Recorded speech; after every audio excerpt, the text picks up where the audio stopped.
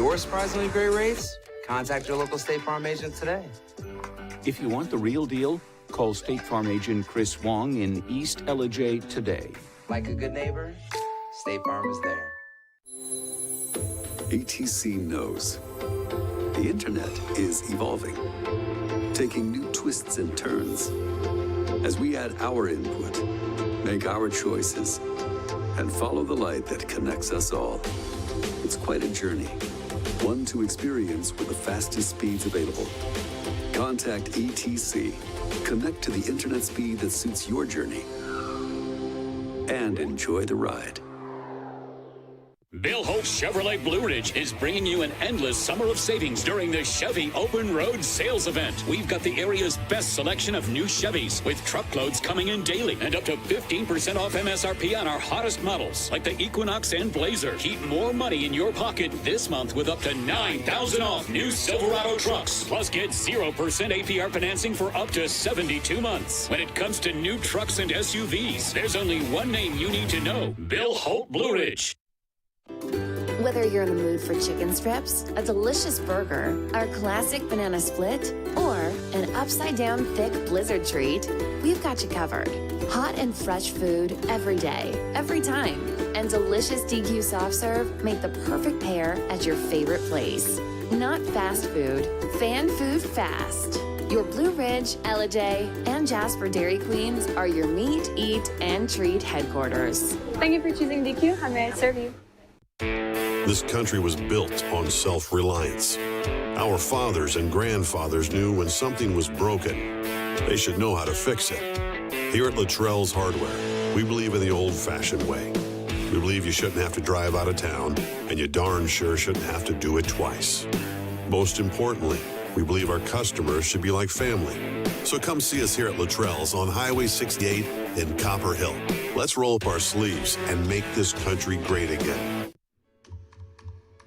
Most of us are in touch with the internet in one way or another all day long. A fast, secure connection matters.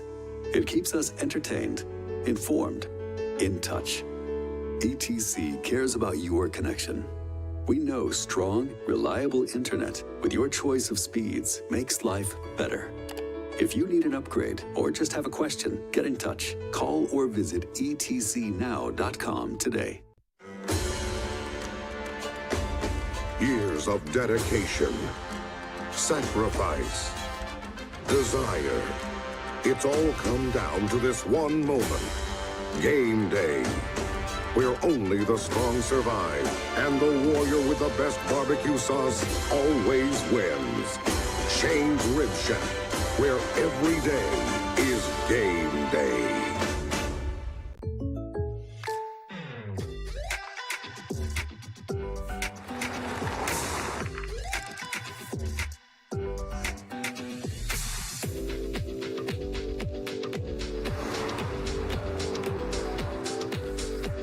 For your surprisingly great rates, contact your local State Farm agent today.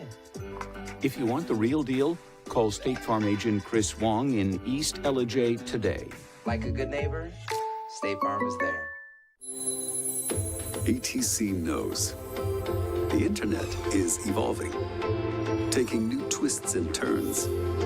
As we add our input, make our choices, and follow the light that connects us all. It's quite a journey, one to experience with the fastest speeds available.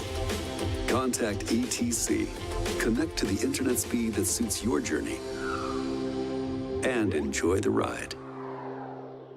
Bill Holt Chevrolet Blue Ridge is bringing you an endless summer of savings during the Chevy Open Road Sales Event. We've got the area's best selection of new Chevys with truckloads coming in daily and up to 15% off MSRP on our hottest models like the Equinox and Blazer. Keep more money in your pocket this month with up to $9,000 off new Silverado trucks. Plus get 0% APR financing for up to 72 months. When it comes to new trucks and SUVs, there's only one name you need to know: Bill Holt Blue Ridge. Whether you're in the mood for chicken strips, a delicious burger, our classic banana split, or an upside-down thick blizzard treat, we've got you covered. Hot and fresh food every day, every time, and delicious DQ soft serve make the perfect pair at your favorite place. not fast food. Fan food fast. Your Blue Ridge, Ellijay, and Jasper Dairy Queens are your meet, eat, and treat headquarters. Thank you for choosing DQ. How may I serve you? And we are back. It is the ETC countdown to kickoff. Jeremy Green alongside Del Land. And Del, we have a matchup here. These teams have played 4 times. It's been a few years, though. 1956 to 59. Gilmer won 3 of those 4 matchups. That is back when Don Gudger was the head coach here. And so for those of us that weren't here in the 50s, kind of talk about maybe a little bit of the history of Gilmer football and when this matchup was going on. Yeah, so the coaching staff, the entire coaching staff from 56 until they left was Coach Don Gudger and John Sluter. Both had played at Gilmer and then gotten their college education and then came back. So no matter what the sport was, one of those 2 guys coached it. So we just had 2 coaches. But they had a lot of talent. 56 through 59 would have been a pretty talented group of people into the early 60s, mid-60s. I mean, they had some really good teams, had a lot of consistency, sort of ahead of their time. They ran. They probably were evenly balanced between passing and running. People can remember Cocker brothers, Ben and Paul. Of course, we'll see a grandson of that lineage on the field tonight. It was an interesting time, but the Bobcats won 3 of the 4 against Ringgold. Admittedly, a different time. Ringgold certainly has been on a different trajectory since Robert Akins became the head coach. He's been there about 14 years. They have 5 region championships during that time, including a trip all the way to the semifinals of the state championship game. So they've done very well. A lot of stability there. They've only had 2 losing seasons out of 12. So they've been fairly good. And just watching them warm up on the field tonight, I'm saying the Bobcats going to have a difficult time with the speed. You're going to see a lot of quickness and speed out of Ringgold. Not really a size disadvantage, but certainly some speed. Yeah, and you talked about that. The Maxwell projections out of Atlanta, they have Ringgold as an 8-point favorite in this game. That's a touchdown difference, and that's pretty even. Of course, this game was not originally on the schedule. It was supposed to be Gilmer Pickens last week, and the Bobcats were supposed to be off this week. Ringgold was scheduled to play Heritage, a crosstown rival. That was next, and so 2 coaches came together and got this matchup, which we're excited about. But Ringgold, let's talk about him for a second. You talk about Coach Akins. We're going to talk more about him throughout the game, some of the places he's been, things he's done. State semifinalist in 2013. Last year, though, 5-5. That is a 9-team region, so they missed the playoffs. And so, they don't have a lot of recent experience, but historically they've done well. All the games, though, very close. You go back and look at the schedule.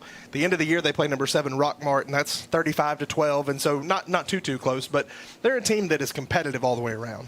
Well, when I look at it for tonight, I always like to look at rosters because in high school football, the more juniors and seniors you have, the better you're going to be. It just works that way. There's a lot of difference between an 18-year-old and a 14-year-old between freshman and senior year.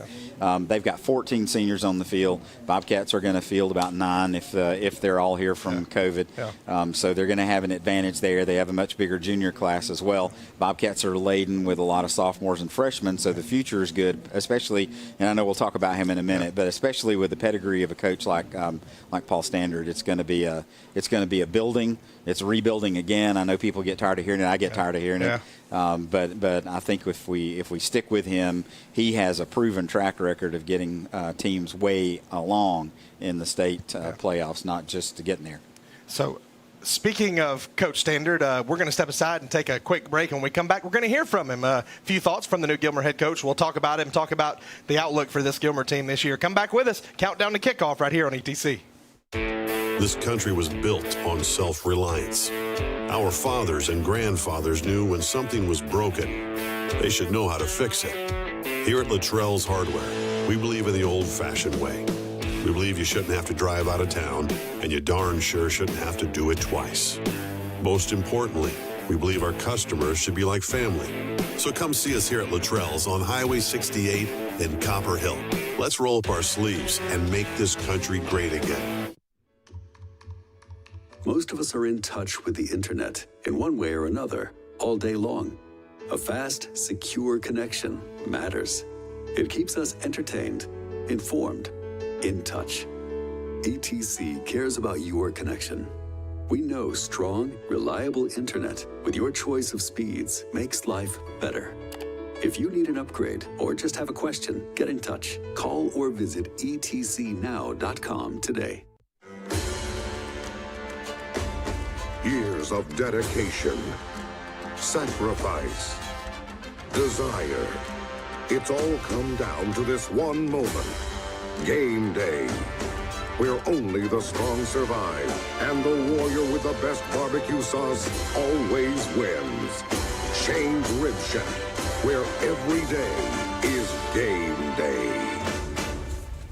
Welcome back. Countdown to kickoff here on ETC. We're going to send you now to some thoughts from new Gilmer head coach Paul Standard, and this was actually shot by the Gilmer High School audio-video crew, and I really appreciate all they're doing. And once again, this game is being simulcast on their YouTube channel, so we'll hear from Coach Standard, and then we'll come back and continue with our live countdown to kickoff. Hello, welcome to another week of behind the scenes of Bobcat football with me, the head football coach, Paul Standard. This week we're going to be talking about our upcoming game with the Ringgold Tigers, a game that was not on the schedule originally, but because of some COVID cancellations, we were both able to come together and to be able to play a game this coming week on Thursday night. How has the team been preparing for this week's game? Well, we have prepared this week just like we do every week. You know, we have a Monday schedule, Tuesday schedule, and a Wednesday schedule routine that's specific to that day for the preparation. Now, what was a little different this week was that we weren't 100% sure until Monday afternoon who we were going to play. We had an idea that we were going to play Ringgold because we had spoken Saturday night, but it wasn't finalized until Monday afternoon. But the preparation part doesn't change. The only other thing that's different this week is obviously we're playing Thursday, and because of that, we're combining what we would do on a normal Thursday morning. We're going to still do that Thursday morning and still play Thursday night, whereas usually we would do a morning practice, have a meeting Thursday afternoon, then come back and play on Friday night. But so that's the one difference. Okay, you said the game's going to be on Thursday this week, but has COVID impacted any other ways? You know, it has, because we still have some players missing, and we hope they all make a speedy recovery, like all of our students here at the school that are dealing with COVID. So it has impacted us that way. The positive side of that is that it's asked us to make some of our younger players step up and to be prepared for a game that they maybe would not have normally been prepared to do, and so that's trying to turn something negative into something positive. But we are missing right now at least 2 starters from Thursday night's game. You said some of the younger kids are having to play this week. Are there any players on the team that you're looking forward to watching this week? Yeah, there are. Well, one's not necessarily a younger player, Hunter Brown, who's a junior, but he was still overcoming an injury at the Fannin scrimmage. But we're expecting him to start, and I'm excited to see him play because he's worked really hard. But then we have a couple of young guys, 2 sophomores, Bryson Shubin-Gibbs and Nolan Price, who've been working at offensive line, and then a freshman, Blaine Banks. Those 3 guys have done a great job, and eager to see how those guys play in their first varsity game. And for the other team, are there any players on Ringgold that have Well, they've got 21 seniors, and this is supposed to be one of their best teams in several years. So they're really, really good. On their region preseason all-region team, they did an all-region team.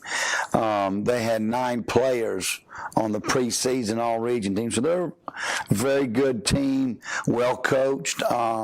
It's going to be a great opponent for our guys, because the only way for us to get better is for us to play good competition, and we're obviously going to do that, and our guys are prepared. They're ready to go. So I'm excited to see our guys, play. What's like the game plan this week on offense? You focus on the run or the pass, and for defense against Ringgold? Have you been preparing to cover the pass or the run? Offensively, our game plan is going to be the same every week. We're a run-first team, but we've got a guy that, I think I said this last week, a guy that can throw it. Got some of our receivers back, so that's good. So we will throw it some, but we're going to be a run-first team. We've got to be able to control the football, keep our defense off the field. And our guys have done a good job in preparation for that. The good thing is that the defense that Ringgold runs is the same defense or same type of defense that Pickens runs. So our game plan was very similar. And so the practice that we did last week, preparing, we thought we were going to play Pickens, has done nothing more than help us for this week. So that's been good. Now, defensively, we have been working on stopping the pass, but they're a run-first team as well. And they've got some very talented guys, got a couple of guys with a lot of speed. So we've got to be able to contain those guys. And like I said, Ringgold's a very, very talented team this year. And but we've been focusing on stopping their running game because they're pretty potent. And they had 2 scrimmages, and they did pretty well in their scrimmages. And that wraps it up for another week with Behind the Scenes of Bobcat Football. And I hope that you will join us again this time next week for another edition as we get ready to play the Murray County Indians at Chatsworth, at Murray County. Thank you.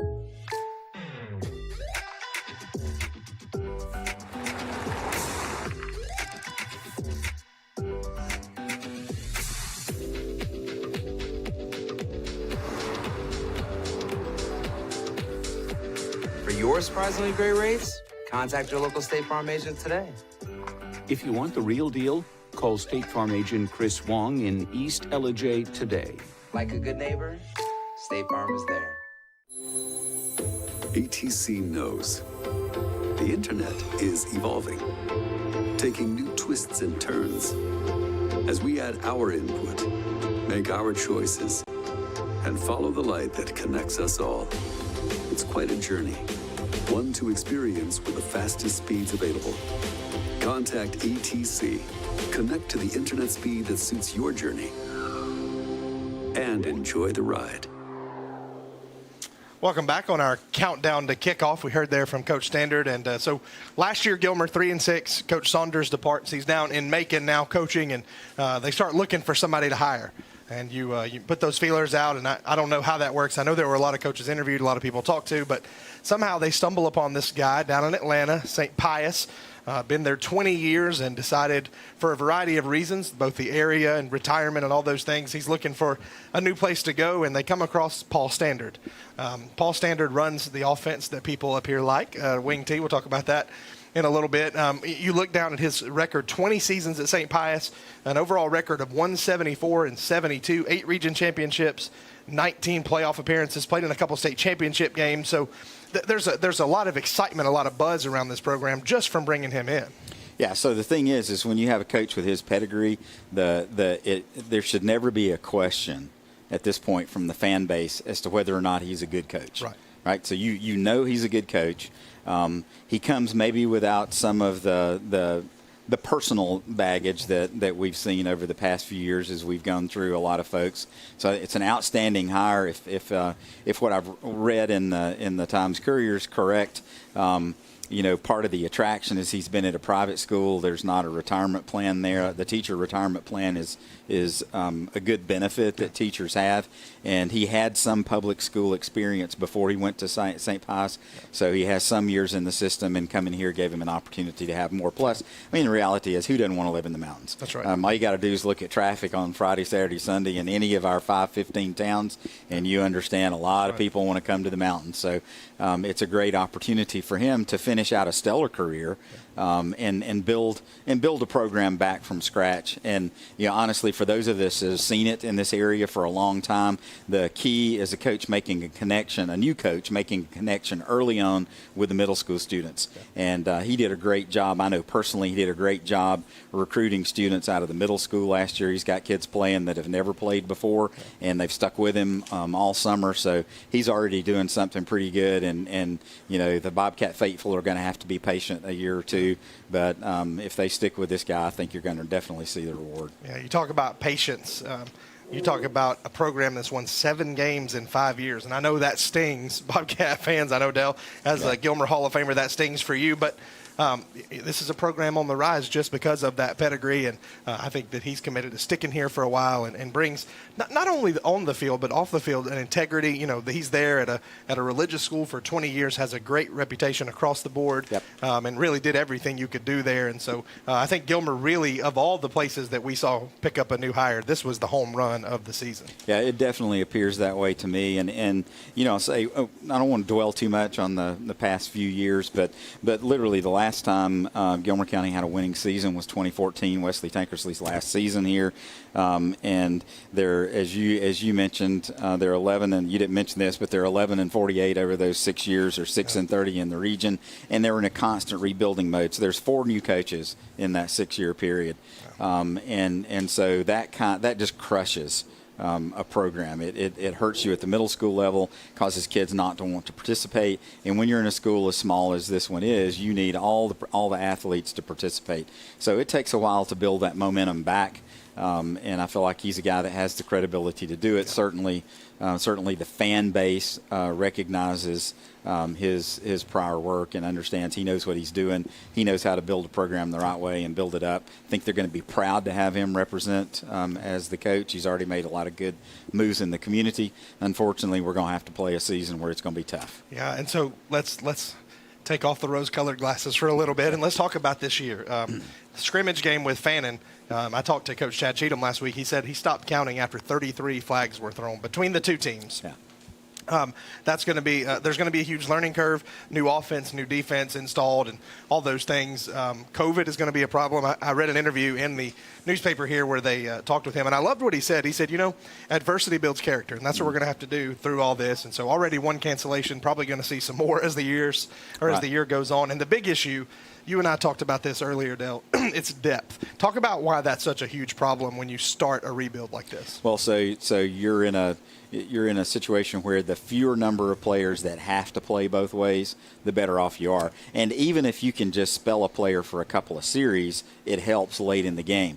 But when your 10 or 12 best players, they're going to have to play, both ways. They're going to be in on the kickoff. They're going to be on every team. They're going to be out there every second without a break. You can be in the best shape in the world, but when you get to the third and fourth quarter, if you're playing against folks that are able to platoon, then they're going to have an advantage. So, there's who knows how because it really depends on who you stack up against. But the reality is, in all probability, you're going to see them play pretty well in the early going, and then that starts to wear on you. And especially when you're backup, so it affects you two ways. When your backups, freshmen and sophomores, especially a lot of freshmen, you're going to be playing freshmen in the starting lineup, but a lot of freshmen without a lot of serious experience, that's a disadvantage. The second thing is it hurts you in practice. So the better depth you build, the more effective your practices are. And so if you hear college teams like Auburn or Georgia or Alabama, those coaching staffs want the practice to be harder than the game. They want the folks that they have to line up against and play in practice to be better than anybody they're going to see in a game. And it's going to take a couple of years before it's that way here again. And let me add to your depth conundrum. You've got COVID. At least I think 3 or 4 starters that we know about are out today because of COVID for Gilmer. And not only that, you've had a lot of players who have been out who are not back to full strength yet because COVID, even for a teenager, is a draining virus. And so there's just a ton going on that affects that. But, hey, Ringgold has to deal with the same thing, and so we'll see how it goes tonight. The folks in Atlanta say 8 points. We'd love to see a close game. We'll just see how it goes. We're going to step aside one more time, and then we're going to come back and take you right up to kickoff. Thank you for being with us. Jeremy Green, Dell Land live here. Pettit Field right behind us. The Gudger Sluter Fieldhouse in our line of sight. Huff Mosley Memorial Stadium. We get everybody's name in here when we do this. We'll be right back.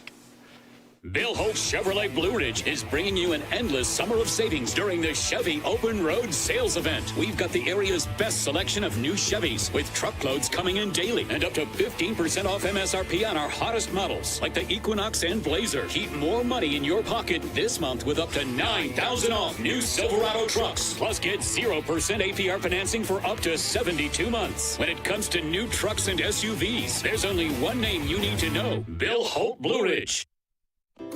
Whether you're in the mood for chicken strips, a delicious burger, our classic banana split, or an upside-down thick blizzard treat, we've got you covered. Hot and fresh food every day, every time. And delicious DQ soft serve make the perfect pair at your favorite place. Not fast food, fan food fast. Your Blue Ridge, Ellijay, and Jasper Dairy Queens are your meet, eat, and treat headquarters. Thank you for choosing DQ. How may I serve you? This country was built on self-reliance. Our fathers and grandfathers knew when something was broken, they should know how to fix it. Here at Luttrell's Hardware, we believe in the old-fashioned way. We believe you shouldn't have to drive out of town, and you darn sure shouldn't have to do it twice. Most importantly, we believe our customers should be like family. So come see us here at Luttrell's on Highway 68 in Copper Hill. Let's roll up our sleeves and make this country great again. Most of us are in touch with the internet in one way or another all day long. A fast, secure connection matters. It keeps us entertained, informed, in touch. ETC cares about your connection. We know strong, reliable internet with your choice of speeds makes life better. If you need an upgrade or just have a question, get in touch. Call or visit etcnow.com today. Years of dedication, sacrifice, desire. It's all come down to this one moment. Game day, where only the strong survive and the warrior with the best barbecue sauce always wins. Shane's Rib Shack, where every day is game day.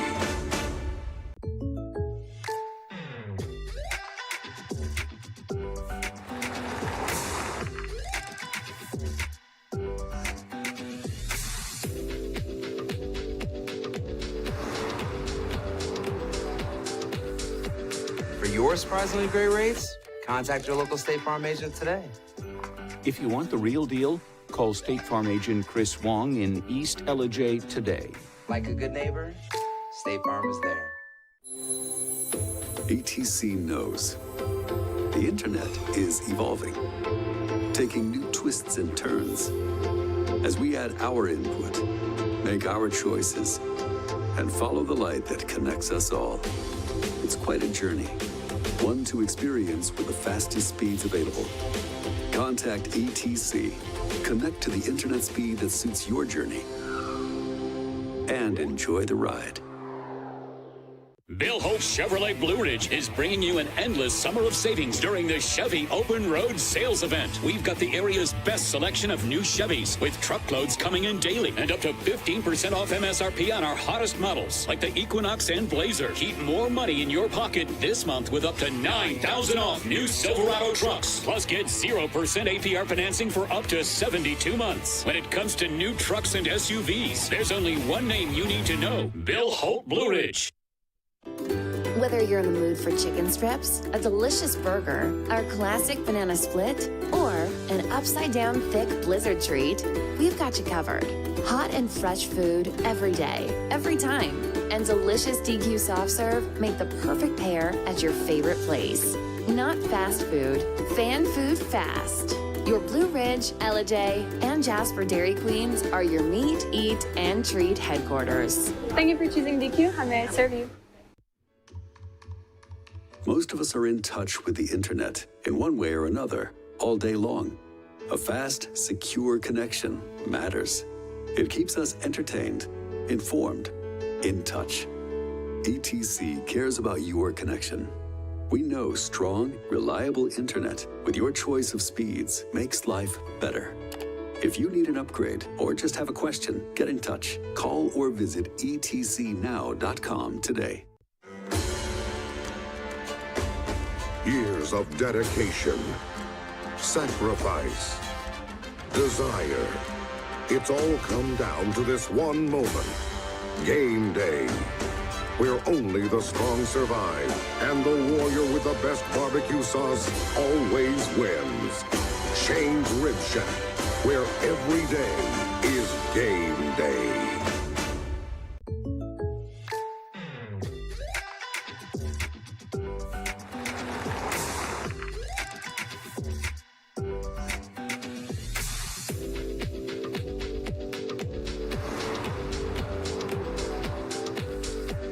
For your surprisingly great rates, contact your local State Farm agent today.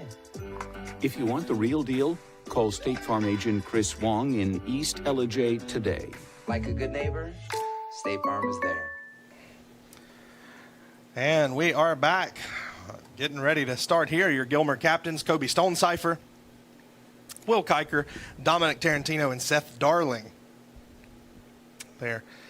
Having all the pleasantries, shaking hands. By the way, want to give a shout out to our officiating crew before we criticize them the first time. Some local guys, referee Greg Norton, umpire Jonas Griggs, former Bobcat. I don't know how they worked that in there. Headline judge is Brent Dotson, line judge Tyler Gonzalez, field judge Ryan Norton, side judge Doug Long, clock operator is Scott Ritchie, and the play clock operator Rob Koch. So shout out to those guys early on here. You got Brent Dotson in there, didn't you? That's right. And here are the Bobcats. Young group, as we mentioned, but an excited group ready to play some ball. A little bit of size there, but certainly they're going to be probably undersized and a little behind the eight ball again in some of these games, but certainly excited about the program they're building. Across the way, Ringgold there coming out in the smoke machine, and they're a lot of experience there. And you mentioned something in the early, and I noticed the coach mentioned this being a good team. But so until maybe 12 years ago, when Heritage Catoosa opened, all Ringgold was the high school, and so they were growing and getting larger, and so opened a second school to keep that split down, and that naturally impacted Ringgold, because we've seen Heritage Catoosa a few times over the past couple of years, and they always have plenty of talent on their team. So you imagine those two schools together, it's a different thing. Yeah, a lot of talent there. Yep. Hey, is what we're seeing what everybody on TV is seeing? Is what we're seeing on TV what everybody else is seeing? Okay. So we are just about ready to go. You messed me up with Heritage. Ringgold will receive. They were supposed to be playing Heritage this week, but they're in the same county. That's right, playing the Bobcats, and so we are just about ready to go. So the Bobcats won the toss, and or I think Ringgold won the toss and deferred. Ringgold decided to receive. So the Bobcats will get the ball to start the second half, and we'll get a chance to see Ringgold's offense early and see how we match up against the speed. Tony Olea getting ready to tee it up. Good crowd out tonight, by the way, with all the rain we had just before the game started. That's right. That one is going to go out of bounds, starting off with a penalty. We thought we'd see a lot of those, but there is our first one of the evening. So Ringgold will start off in good field position, and they are once again under the direction of head coach Robert Akins. Been all over the place, played college football at Harding University out in Searcy, Arkansas. Coach there was the head coach for 5 years at Mobile Christian Academy down in Mobile, Church of Christ High School there. Then he was the head football coach at Boyd Buchanan up in Chattanooga. And so after 10 years there, he took the job at Ringgold, been there ever since. That's a very long career, especially in today's high school football environment. It's a little different. The Bobcats with a five-man front. First play from scrimmage is a handoff, and a lot of running room out there. Going to be looks close to the first down. Yeah. Malachi Hill is a senior and a captain.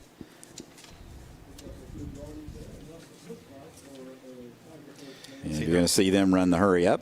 And if you're playing a team with low numbers, that's exactly what you want to do. Empty backfield and 5 wides. Yeah, that short passing game, essentially a running game. That's to Hill, and he again, has he's all gone. kind of room, and he will end up in the end zone. So 2 plays from scrimmage and 6 points for the Tigers. That is the start that they wanted. So just a nice job, a quick screen out on the flat, and the running back or the receiver in that kind of play has got to make one person miss. They have the backing, so you'll see it out, and you see 2 good blocks. And there he missed. The arm tackle didn't get him down, and he's gone. 55-yard touchdown pass, and so that is a quick way to get on the board for the Tigers. Extra point is up, and it is good. So 31 seconds into the game, 7-0 Ringgold. We'll see if Gilmer can answer right after this. ATC knows the internet is evolving, taking new twists and turns. As we add our input, make our choices, and follow the light that connects us all. It's quite a journey, one to experience with the fastest speeds available. Contact ATC. Connect to the internet speed that suits your journey, and enjoy the ride. Bill Holt Chevrolet Blue Ridge is bringing you an endless summer of savings during the Chevy Open Road Sales Event. We've got the area's best selection of new Chevys with truckloads coming in daily and up to 15% off MSRP on our hottest models like the Equinox and Blazer. Keep more money in your pocket this month with up to $9,000 off new Silverado trucks. Plus get 0% APR financing for up to 72 months. When it comes to new trucks and SUVs, there's only one name you need to know: Bill Holt Blue Ridge. And the kick to the Bobcats. That one will go into the end zone, not return. That'll be great kickoff. Yeah, touchback. Nice job. So if you're Gilmer, you have to sort of regroup here. A quick little attack from Ringgold, and Gilmer does not necessarily want a 31-second touchdown drive. Dale, talk about what the Bobcats want to do here on offense. So the great advantage of the wing tee offense is it allows you to take advantage of what normally is Gilmer County's skill set, which is a lot of size on the interior and strong kids. So it allows you to sort of muscle your way and use a lot of clock. So if you run it, you can't afford to take penalties because it depends on picking up a yard or 2 or 3 every time. And so that worked very well. They go to the fullback and he picks up 7 or 8, and then it's fullback key. If you get the team respecting the fullback, then what happens after that is it opens up the wide side. Even if you don't have a huge amount of speed, that's Titus Brock, and Titus is a good one for this team. So second and only about a yard left to go, and they want to get quality possessions where they eat up a lot of clock. Brock Titus, I think, is his name. I don't want to mess up the name in case Mom's watching. Sorry, yeah. Thank you. Those mothers and grandmothers, and they hand it off to him again. And he's got the first down. I tell you what, Del, that doesn't look like much, but from what you were saying, if you can set as a foundation that we're able to get some push up front and we can go straight up the middle and get 2 or 3 every time, that's a huge building block for the rest of the offense. Well, so if you think about it, after their offensive possession, there were still 11 minutes and 31 seconds left in the first quarter. And now the Bobcats have a first down. That's going to run another couple of minutes off the clock, even if they had to punt. But they're moving the ball in the middle now. That's going to help them. Seth Darling, starting quarterback. He's going to keep it this time, and he is hit hard, caught from behind and the front. Little seesaw action there on the hit. He's okay, and he's going to take a lot of those as a quarterback. This is a running offense. Coach Standard, when talking about Darling, said, this is his first go-round in this offense, so it's going to be an adjustment, but they like the progress that he made so far. You see Kobe Stonecipher, the tailback. We expect to see him get a lot of carries in this offense as well. But the key, again, is making that fullback game work. It helps you if you've got a quick team like Ringgold. Those linebackers can't over-pursue on the outside, and then once you get them staying at home, you can get wide even if you're not extremely fast. So split in, out wide, in that receiver position now, and Darling keeps it again, and that's not going to work. That's way too slow developing for that Ringgold speed. And so 3rd and long, we suspect we'll have to see Gilmer get a little more predictable and throw it. I wouldn't expect to see him pass at all because we're down to 9 minutes, 24 seconds left to go in the first quarter. So they've already gobbled up a couple of minutes on this drive. In fact, I'm a little surprised they're snapping the ball as quick as they are because they have time on the play clock before they have to. Wouldn't be surprised to see them slow this down more than they have it slowed down right now. Yeah, so 2 out wide in this offense. And you're right, they keep it on the ground. And I tell you what, Stonecipher had a little bit of room, but wet surface, he slips down, and Bobcats will have to punt. He's trying to make a quick cut. But again, you've got in high school ball, you have 40 seconds from the time the ball's blown dead. When it's whistled to a stop, the 40-second clock starts ticking. So even right now, there's 25 seconds left on the clock. We're down to 8.5 minutes. So people are going to think this is strange, but when you're running the weak and tee offense, victory is in grinding out a couple of first downs, eating up 4 or 5 minutes on the clock. Punt is taken cleanly. Oh, a bobble there by the receiving team. That's Malachi Hill, and he has to fall on it all the way back at the 30. So that's definitely what you want if you're Gilmer. And it seems like, Dell, that the defense needs to key in on number 1. The ball's been in his hands every time that Ringgold's had it so far. Well, he's certainly a player. Be interesting to see if they keep with the 5 wideouts. That's the formation that they use a lot of times in the early drives. Coaches like to see if they can create mismatches for you. This is a different formation, so they've snapped the ball 3 times. They've been in a different formation every time. So handed off to another back this time, and he is brought down. Oh, that ball hits the ground. Oh, the official's calling it down. The Bobcats think they have it. That was Peyton Williams. So let's see. The officials are discussing it, and they're going to say 2nd down. We'll be able to get a good look here. I think that ball may have been out, Dell. We'll see if we can get another look at it. That may have been a bad call. He might have had a knee down, and he was trying to change hands. That'll be a coachable moment, I can tell you that. Well, we'll see if we can get another look at that here in just a second. Now there are 4 wideouts with 1 back. That's the 4th formation we've seen. The quarterback's going to draw. Boy, he's got room. Across midfield. So that fumble you see there was certainly bang, bang. I'm not sure. That's something that the Gilmer coaches will certainly lament. And in the meantime, while we were showing you that holding penalty. Yep, play's coming back. That's good. 2nd penalty of the game. But, Dell, you've got to think if you're Gilmer and the momentum is going the way it's going, you'd really like to have that call go the other way on the fumble. You'd like to have had the fumble, but they'll be happy with this flag because the ball was in on Gilmer's 49-yard line. After the penalty is assessed, it's going to end up being 15, 16. It's going to be about a 25-yard penalty when you take away the gain. So see the call there from Greg Norton, the referee. And for all the SEC fans, he gave the hook 'em horn sign. That's right.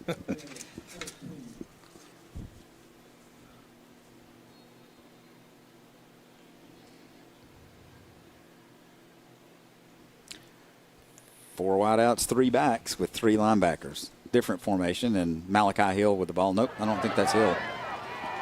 That is Corey Dumas. So they've got another senior. Yeah, stable of backs and stable of athletes, it looks like, too. And so that depth that we talked about with Gilmer doesn't seem to be a problem so far here early, and just shredding that defense. And they're running hurry up, which helps them from a winded standpoint. They're going to try to run that little same hitch screen out to the left side this time. And the Bobcats defense, Will Cocker, stops it cold this time. He's in better position and form tackled and did a great job. And it still picks up 5 yards, but nonetheless, it's not a touchdown. Same play they ran for the touchdown to the other side, and this time it goes to Javon Coney, not to be confused with Javon Clowney. But speed sweep. Man, I tell you what, and there is plenty of it. I believe that's Kiker again bringing him down, or that might have been 6 going the other way. And that's Peyton Williams on the run. Again, we're seeing a lot of different people touch the football. It's not just Malachi Hill. So Ringgold here, long sustained drive. And we see Cocker with the tackle. Good job. Wraps up. But you don't want your safety being the leading tackler. That's an age-old rule in defense. Going to try to throw the ball. Had a man open, tucked it up, wants to run it. And still has plenty of room. It's like he's got a first down, but he missed the receiver across the middle. It was open. It could have been 7. Kobe Stonecipher, Alex Sampson over there on the tackle. Quarterback Mason Parker, he's another senior. A lot of seniors among skill position players. We heard Coach Standard say that there were 9 players here on the preseason all-region team. That's going to be a false start penalty on Ringgold. So helps us a little bit there. Helps the Bobcats anyway.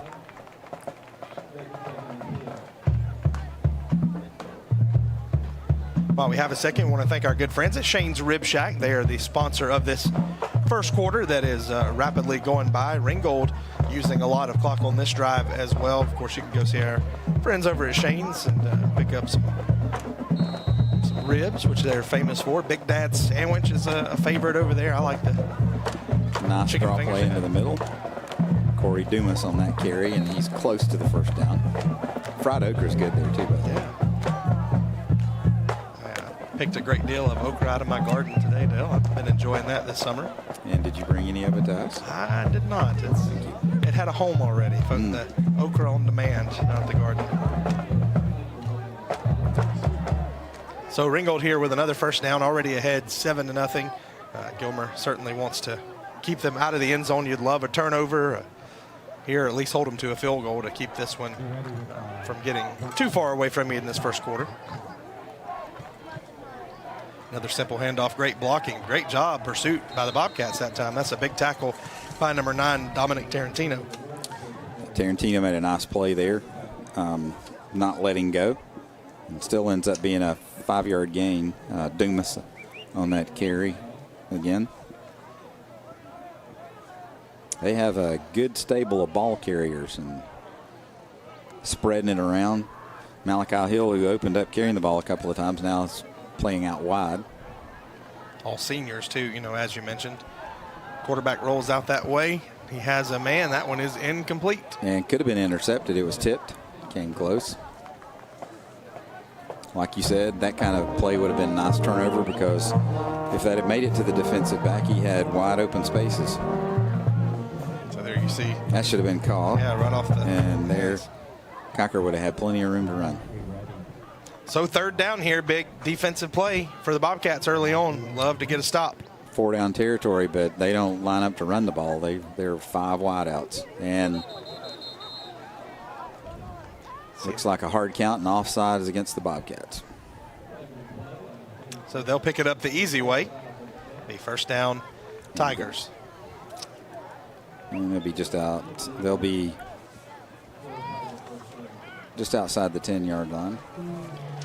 When you look at this team, you think, man, this looks like a really experienced, sort of well-oiled machine. There's a reason for that. And this is the stability, starting with the head coach, as we mentioned, been there since 2006. Overall record 259 and 184.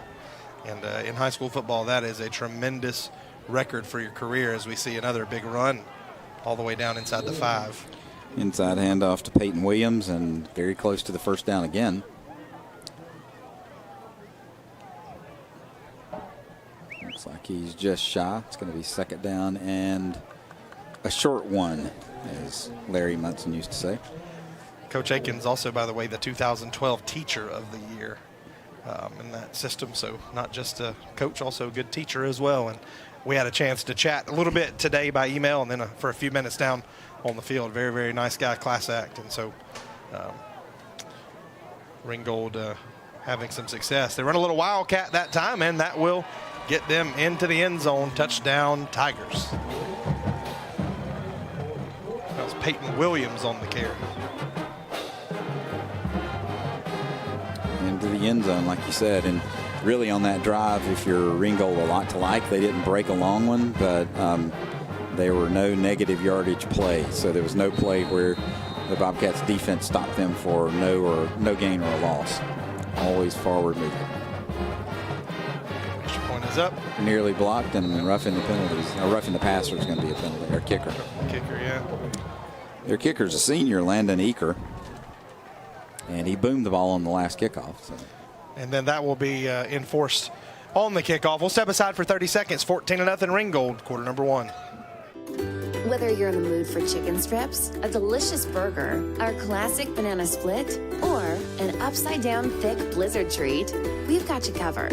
Hot and fresh food every day, every time. And delicious DQ soft serve make the perfect pair at your favorite place. Not fast food, fan food fast. Your Blue Ridge, LJ, and Jasper Dairy Queens are your meet, eat, and treat headquarters. Thank you for choosing DQ. How may I serve you?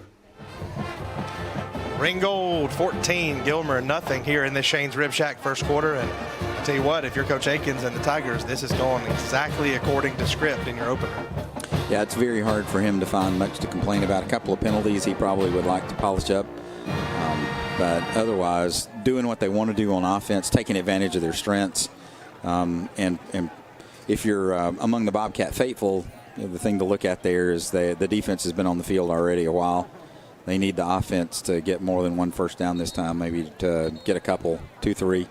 I'd look for them to start bleeding more clock, taking advantage of the time they have between plays, and slowing this game down a little bit, giving the defense a chance to rest. Even if players are playing both ways, it's easier to rest on offense than it is on defense, especially if you're in control of when the ball snapped. For Ringgold, they're running the hurry up, so they're not giving you any breath between the snaps. So when you're on offense, you need to take advantage of it and give yourself rest there if you can. There's Eaker, the kicker that you mentioned, and I'm going to go out and really, put myself out on a limb. I think this is going to be a touchback, though. If it's not an onside kick. That's right. When you're kicking from the opposing team's 45, there's not much risk in onside kick. That's right. So let me be the devil's advocate here for a minute, Dell. Let's go back to that first Bobcat drive, 3rd and long, and you run a sweep. You have 2 wide receivers out. Do you second guess that play call and say, well, look, you could have thrown it. You had a better chance for a first down by throwing it. Or do you say, nope, that's just Bobcat football. We run, and try to establish that, because now when you could have had a first down and maybe put a drive together, now you're down 14-0. Well, I know it's not today's sort of flavor from a football standpoint. Everybody loves to see the ball put up a lot. But my favorite pro coach of all time, Vince Lombardi, used to say when you throw the ball, there are only 3 things can happen, and 2 of them are bad. That's true. It's a good point. Stonecipher did have some room, by the way, on that play, but the wet surface, and we've seen that affect both teams. Just one of the things about this, sort of field turf. We got a problem with that. Inside handoff didn't go far. He wanted to take it back, and it was already clinched. So you can see sometimes early in learning how to run this offense, that exchange right there can, when the quarterback reads it a little late and wants to pull it back, and you don't want to have a fumble, so it ends up in a play like that. But as they get more experience running this offense, that won't be an issue. Yeah, trying to figure out that mesh point. Good job by Brock Titus to hold on to it, not give it up. Yeah, reading the defense and deciding when to pull it back and when to hand it off, that is the key to making this offense go. And Darling is in his first year running that, so you'll see him get better every game. There's a play with a lot of room. Well, look at Stonecipher. Man, I tell you what, that's the best offensive play by far that we've seen. Little sweep, and he ends up all the way out about 36, 37-yard line. And that's the value of all those handoffs to the fullback, is that you get the linebacker starting to honor that, and then you can get plays that break for you to the outside. So it's a good little offense, and really helps teams that tend to grow strong players that might be a little bit slower.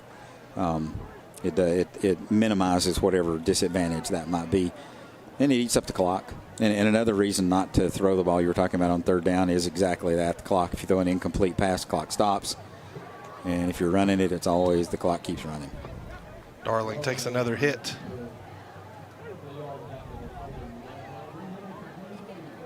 But again, the 40-second clock just started. So we're at 2:03 mark. Technically, if the Bobcats didn't want to, they wouldn't have to hike this till less than a minute and a half left to go in the quarter. I mean, right now they're still running at pace. They're snapping the ball when there's still 15 or 20 seconds left on the play clock. But if they want to slow it down, they certainly can. 2nd and 7. This drive certainly going a lot better. It got a little bit of space. The pitch to Stonecipher, and he makes a nice little cut. It's going to be 3rd and manageable now. He did a nice job of avoiding a tackle for a loss. Out there on the flat, you see 2 guys having well played. He cut back to the inside. That's really what he had and took what he could get. And that's what you want to do in this offense, is just forward progress every play.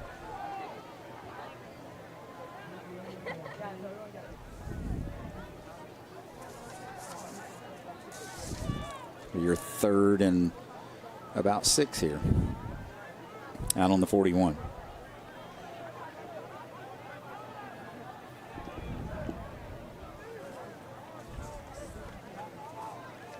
And they're going to try the wide pitch, and it's diagnosed.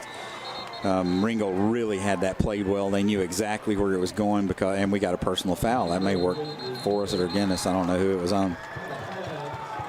So I believe that's going to be on Ringgold, and there's some jawing between the official and the players from Ringgold. So we'll see what. Yeah, that was sort of.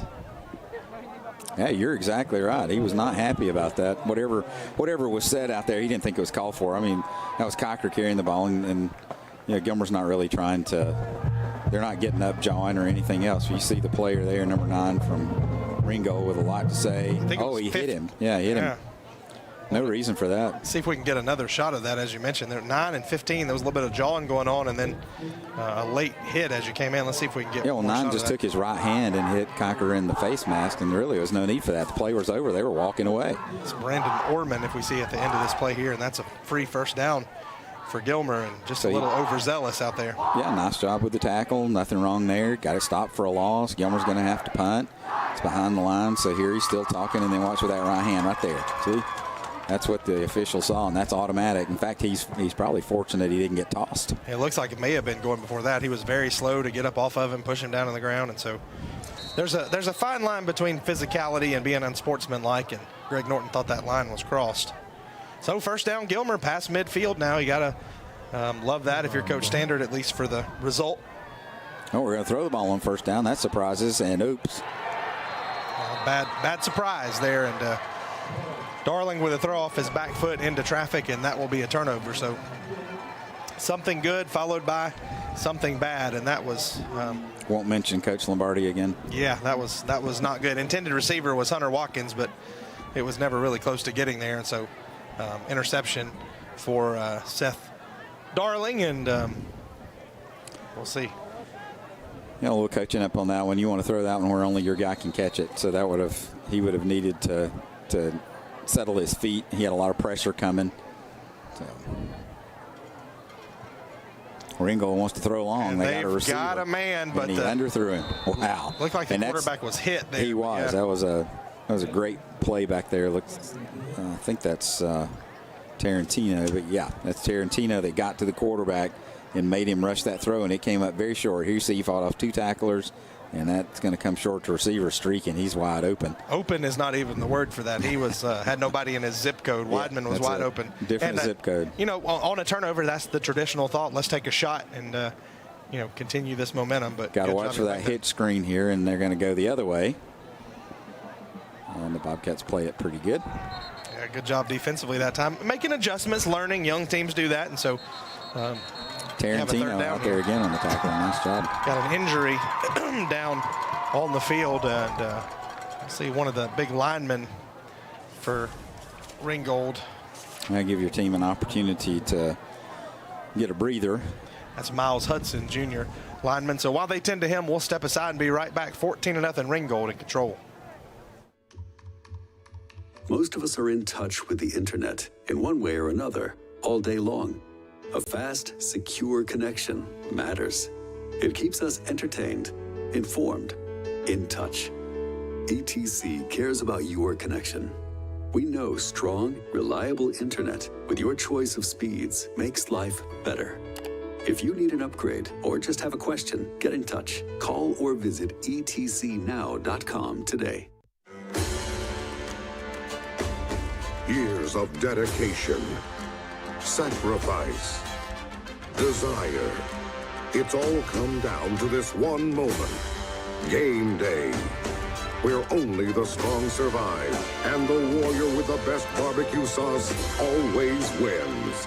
Shane's Rib Shack, where every day is game day.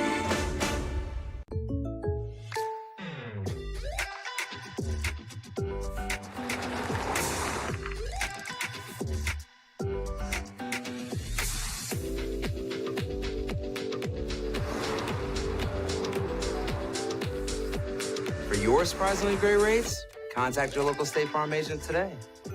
If you want the real deal, call State Farm agent Chris Wong in East Ellijay today. Like a good neighbor, State Farm is there. Leg injury there for the Ringgold lineman, once again, number 69. Miles Hudson. Yeah, Miles Hudson. And so junior, hope that's nothing major, but as you mentioned, Dale, not putting any weight on it, so we'll see if we can get an update on him. In the meantime, 3rd and 5 here, final play of this first quarter. And it's a big play for the Bobcats defense. They could take over and start the second quarter with the football, and if they can get a stop here. I think somebody moved early. I didn't see a flag. Quarterback draw, and Gilmer diagnoses it. They're going to force a punt unless Ringgold is feeling froggy. That was a great job defensively by Gilmer. Yeah, something was wrong with that play because the tailback broke a little early, and the quarterback didn't set up a draw play at all. He just sort of started running with it. And there were only 10 in the formation. Receiver came on there at the last second. So, yeah, coming out of that timeout, a little bit of confusion. That will do it for the first quarter of play. 14-0 Ringgold. Gilmer with the ball in quarter number 2. ATC knows the internet is evolving, taking new twists and turns. As we add our input, make our choices, and follow the light that connects us all. It's quite a journey, one to experience with the fastest speeds available. Contact ETC. Connect to the internet speed that suits your journey, and enjoy the ride.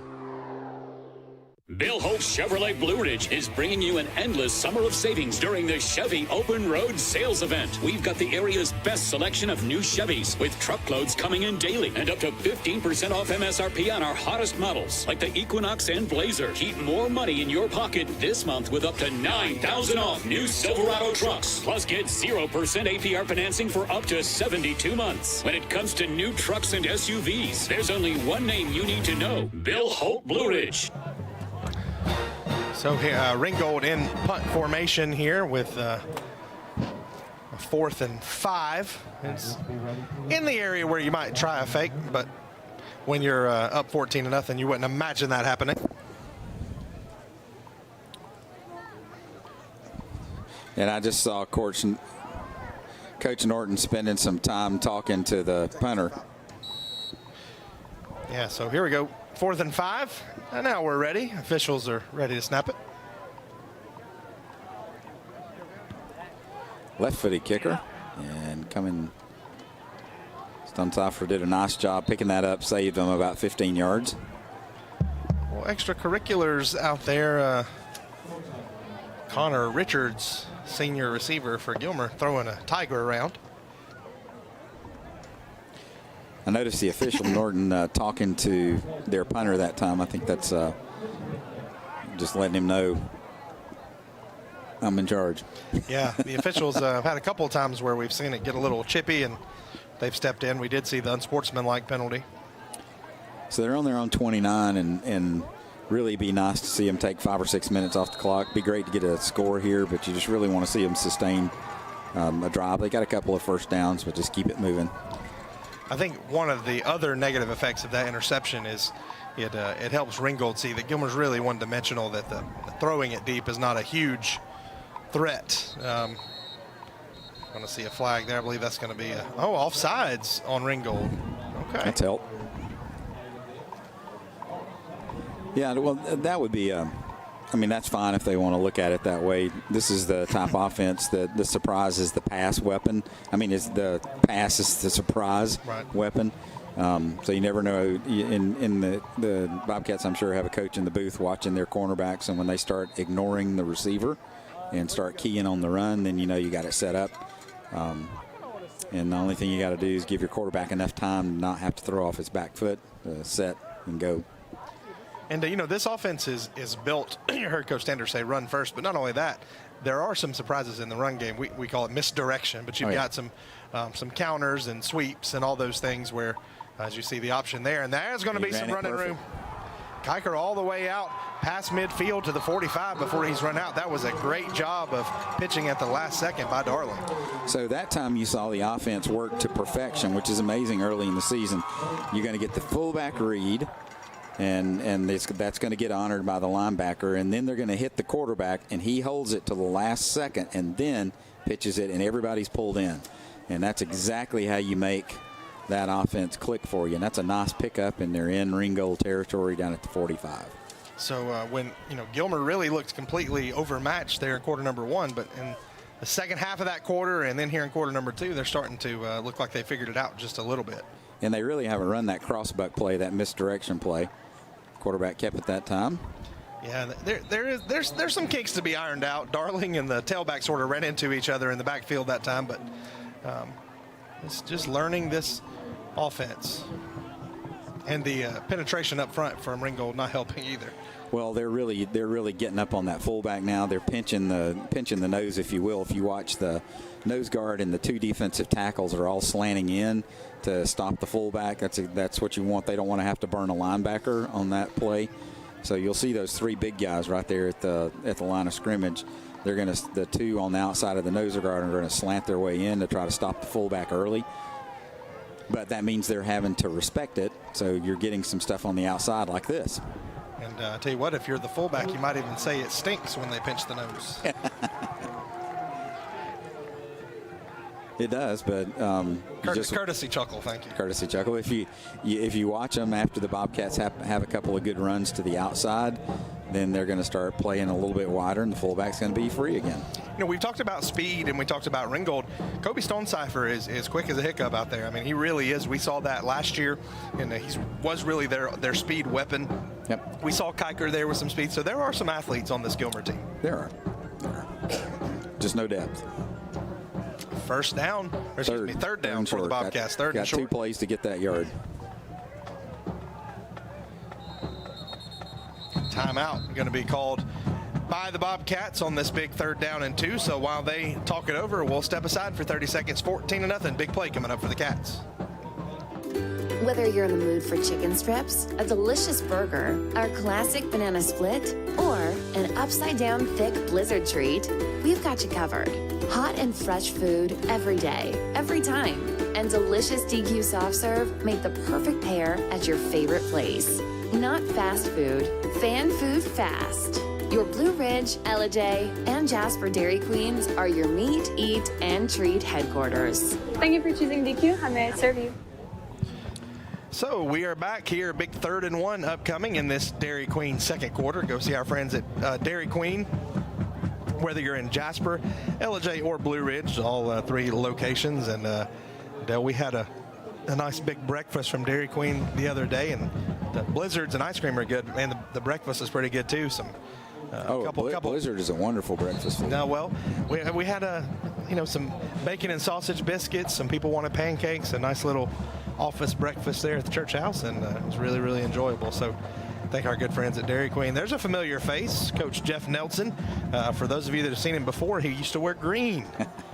He was the head coach down at Pickens, now part of this Gilmer staff. When he was a head coach, he had to shave the goatee. He was clean shaven. Now he's back to the rugged look with the goatee. Yeah, that's right. So Coach Nelson is a great coach, great man of integrity. He was always really, really good to us. It's a good place for a hard count. Didn't go with it. Just went to the fullback, and don't know if he got enough forward progress. It's going to depend on whether he gets a left or a right foot spot. And they are going to give him the first down. They moved the chains. Good run there by Titus. He got the right foot, or he got the right foot if you're on this side of the field, the left foot if you're on the other side of the field. Either way, it's first down on the 35, and the clock is running. So Coach Standard very true to this offense. He's been running it for, really 30 years. I think he was in the public school for 16 years and 20 at St. Pius, and so he's very true to this system, and they're gonna stick with it. So 3rd and 1, 3rd and 2, you better expect fullback dive or something out of that short yardage situation. They hand this one to Stonecipher, cuts back, but nothing doing. So give you a little piece of history. So when Wes Tankersley was coaching here at Gilmer, this is the offense they ran. They ran the wing T offense, and they went to coaching clinics at St. Pius in order to get the nuances of running the wing T offense. I've heard Coach Standard mention that a time or two. He has a lot of respect for Coach Tank, and certainly see that offense. And truthfully, even at the highest levels, it's very difficult for that to get stopped. You can beat yourself with penalties and turnovers, but if you're executing, it's very difficult for someone to stop it. So if you can build some depth on defense and play defense, you can give your defense help by dominating the clock, and you just have to play a clean game on offense to take full advantage. So timeout taken by Gilmer. You could see some frustration there from Coach Standard. While we have a minute, we're at Fannin last week, and Jackson Davis is a senior player at Fannin, and he would be recognized by his hairdo, long curly hair, really great young man. This morning he had a seizure at his home, and he is down in Children's of Atlanta. He'll be undergoing brain surgery tomorrow morning. So just want to send a shout out. A good young man, a senior player there at Fannin, and get well soon, Jackson. We're looking forward to seeing you back soon, and so want to remember he and his family in our prayers as he undergoes that surgery tomorrow. But here, back to the game. 2nd down and 10. Got a pass, and you're going to get sacked. Yeah, and that is a lick. Quarterback is not slow to get up. Yeah, that was a big hit. The tackle out there, Jacob Garnica, junior defensive back, and that was a blitz play. Looked like it was drawn up well, but just not a lot of time to get rid of it. Well, so he's unblocked. So that's your first problem.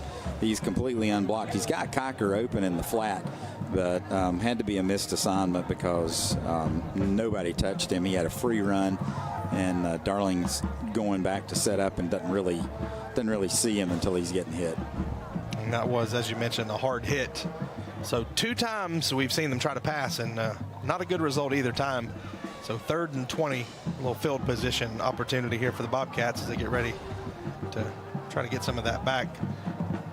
A little bit of space for Stonecipher. He'll get a few yards back, but he'll be down about the 39-yard line, and so we imagine we'll see a punt forthcoming. Well, what you like about all of that is we're down to, by the time the ball's punted, we're going to be pretty close to 7 minutes left to go in the half. So Ringgold's got plenty of time to drive the ball, but probably one more possession for them is what they're gonna have unless there's a turnover.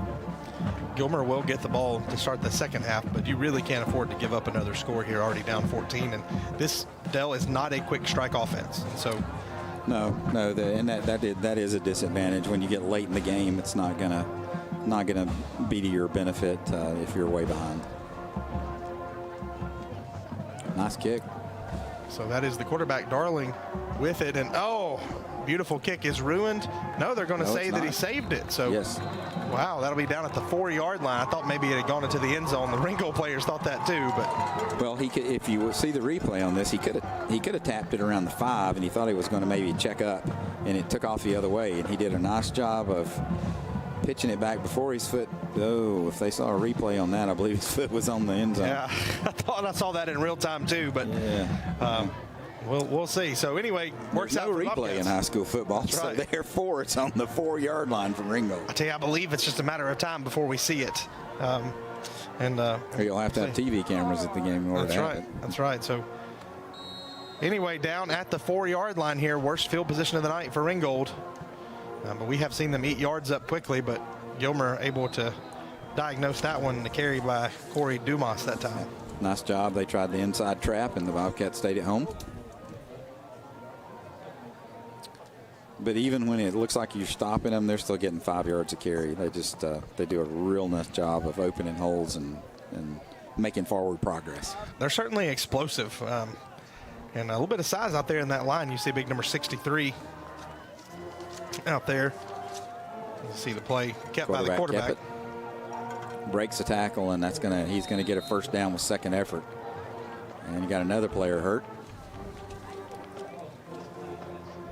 63 is Logan Goldsmith, that lineman out there. Was that 6 that walked off the field? Yeah, Peyton Williams limping off the field, a little ankle twist. He's a big weapon. He's the one that ran the Wildcat for the touchdown earlier.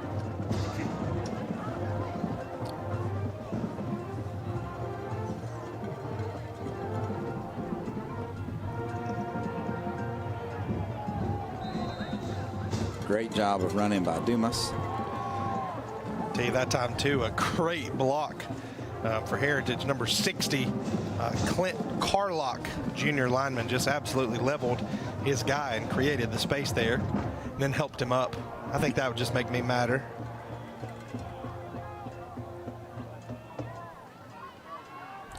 Second and 4 here, like 6 on that carry, and they're going to throw the ball again. And it's complete to the second level. Hit Jacob Garnica, who had that big sack a minute ago. So Ringgold moving it up and down the field, and they look really, really good offensively so far. Good tackle by Kiker that time coming across. Making him go a long way, but they are moving it. Go with that little hitch screen on the right side. Get out of bounds and stop the clock. They have all 3 of their timeouts left, so time's not an issue on this drive. They can take all the time they want. They don't have to be in any rush. Going to get to see both bands at halftime. Yeah, Ringgold brought their band over. I don't know, it's about an hour, 15-minute drive over to Catoosa County, right there on the border with Chattanooga. And as it's always been known here, it's the place where you could get married when you were maybe younger than you would have been allowed to get married at other ages, and it's where Dolly Parton got married when she was in Catoosa County, in Ringgold, Georgia. I didn't know that. Sure did. Holding penalty there called, so that play will be coming back. Dolly Parton, one of those people that almost is getting another round of fame later in her career. She just always comes back around. Still married to the same guy, so it worked. Whatever it did in Ringgold, they stuck. Been a few years now. Dolly's probably, what, 75 now? Parts of her, at least. She openly admits to plastic surgery, so no insult there.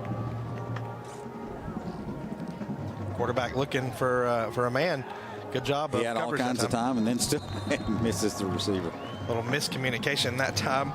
You go this way, I'll go this way. Zig when you should zag. Intended receiver Javon Coney, senior. Give some credit on coverage that time. The Bobcats with a nice job in coverage, and he's looking and finally throws back across the middle and misses the receiver, still in coverage. So that's 3rd down and long. The Bobcats get a stop here, and they have enough time to make something happen.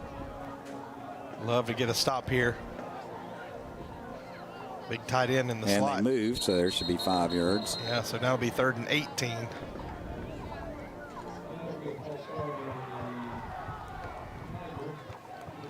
So after the first 2 drives, the Bobcats defense has played pretty well. They've dialed it in and sort of figured things out. And you know, that's a credit to them because Ringgold is a very talented team. I mean, offensively, they got a lot of good skill players.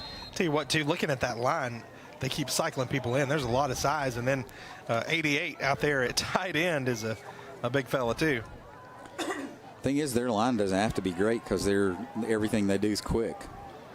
Tried to dial up a screen that time and threw it over the head of the intended receiver, Corey Dumas, and so it'll be another punting situation. Gilmer holds again. That's the second time he's thrown sidearm. I'm wondering if he's having some arm problems. I watch him shake his arm after every play. I wonder if he got dinged on the. You only do that when you miss one, to shake the arm, you know, like it's hurting. Well, I would certainly do it that way, but it's the sidearm motion that you know, that's not the preferred method for coaches to teach quarterbacks to throw. Another punting situation. Oh, bad snap. Gilmer has a chance to get on it. Oh, they're going to have great field position. Huge play for the Bobcats. Wow, that is huge indeed. The snap skids across the ground, and Gilmer able to tackle the punter, and it's going to be 1st and goal, Bobcats. Well, so they had a good rush on, so fortunately it wasn't a punt protect where they were trying to run. It's going to be a personal foul added on to that, Dell. Number 15, the punter, is the one who got it, and I tell you, he had a chance to pick that up and just dropped it. But that is Dre Morris. Well, he might have had a reason to be upset. That's sort of a helmet-to-helmet there. And he gets up, and again, he's... It wasn't the shove, though. It was later on. They gave him some leeway, and then he just kept going. Now the officials have huddled up, and we'll see if they change their mind.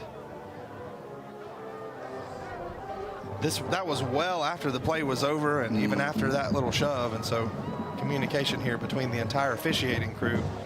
It's sort of a strange thing because normally you don't see seniors doing that kind of thing. By then, you know, that's that sort of emotional reaction to the point where you draw the official's attention and get flags. And if that's his second one, if I don't remember if it was 15 or 9 that got the first one, but if that's his second one, he's automatically out of the game. Yeah, we'll see. So now there is a conversation with the coach. And like you said, probably not the kind of thing that he would want. Oh, that one's both ways. Offsetting, okay. So but it's still Gilmer's ball because it was after the play. So Coach Standard now wants an explanation. Yeah. Yep. So we'll see. I don't know if we can go back to the replay. I don't know if it was in the replay or later or what caused that. So we see the snap here. It goes between his legs, a little error on the shortstop. We see Kiker coming in. We see a tackle being made. That's Titus. And then the late hit is what he was upset about coming in. And then a few words. There it is, 12 and 15. Yeah, that's exactly what it was. So the hit that came in was from Aspen Hadaway, but it was 30. What was the number? I'm sorry, that you said was on the foul number. Was it 12? Yeah. Hayden Morrison, sophomore, and so. It looks like that was what happened there. Morrison coming in late with the little smack talk, and Coach Standard not thrilled about it, and animated discussion between he and Coach Norton. Coach Norton, excuse me. He's the official. The official Norton. He would appreciate the promotion, that's but right, he's just the official. So everybody looks to be happy with the explanation, at least in theory. But the big news is Gilmer 1st and goal, 4:41, and now in a game where, if we're being honest, in the first quarter it felt like you had no chance. Now you have a chance to punch it in, and you get it back after halftime. So think about that. You punch this in and get it back. So of course, you want to score every time you can. So I'm not going to advocate that they make this a 3-play drive, but realistically speaking, you don't want to leave too much time for Ringgold, but you don't want to leave this end of the field without a touchdown either. Absolutely. So you're gonna go at it 4 times if you have to, but you're gonna try to score here for sure. So looking for points. Would you dare be advantageous enough to call a pass play? No. And Ringgold's going to use a timeout. I'll be honest here, what you're wanting to do is get forward progress. You don't even want to run something that's going to get you caught for a loss. You got to go 8 yards, 4 plays. You got to get 2 yards. And reality is you ought to be able to get up behind the center and snap it, because you know when the snap count is and nobody else does, and squeeze 2 yards of play out. Coach Standard reiterating to his quarterback what he wants to do, and good conversation going on there with some of the linemen and trying to create some space. From a morale standpoint, this is huge for this team because they're down 14-0. They've sort of rallied a little bit. You know, Ringgold scores first couple of times they have the ball, and then they've made a game out of it. Now they've got a huge break, and if they can push the ball into the end zone here, like you said, they get the ball to start the second half, and it's anybody's game. It's going from being how many points is Ringgold going to score to it could be anybody's game. So you really want to make it count here. By the way, shout out to the defensive coaching staff for the adjustments that have been made. You know, Ringgold ran up and down the field those first 2 drives, and the defense has stepped up. So good adjustments there. And Gilmer Ringgold believes they're going right. That's for sure. They're shifting. And And they go opposite there. You mentioned that's a few yards down to about the 4, so good play on first down. And that's a great call from the coaching staff, probably in the booth, is they noticed every time they flip-flop the tight end back around to the right side, Ringgold overplays to that side, and they tackle for a loss a little while ago. That time they shift the tight end to the right side, they run it back to the left, and they pick up 4 yards. So now you got 3 plays to get 4 yards. You don't even have to get 2 yards a carry. That's right. Your math skills are impeccable. You should never let an accountant in the booth. So second down and goal here for the Cats from the 4-yard line. As you mentioned, no negative plays here. They're going to hand it straight up the middle, and he is in the end zone. Touchdown, Bobcats. Brock Titus getting the lights going. See a replay of it. Just hand it off to the fullback. Good push up front from those linemen. And, hey, how about that hit right there at the goal line? He meets Ty Gilbert in the hole and wins the battle. Little flex for him from the Cats. 14-6. Gilmer hoping to get this extra point. Well, it's important to convert on the extra point. You don't want to be in a position where you would have to go for 2. Right now, big number 66 for the Bobcats. He's our kicker. Got to put a shoe on. Got to get a shoe on. Got to get the kicking shoe on. I'm going to run the swinging gate. The swinging gate. That's exactly right.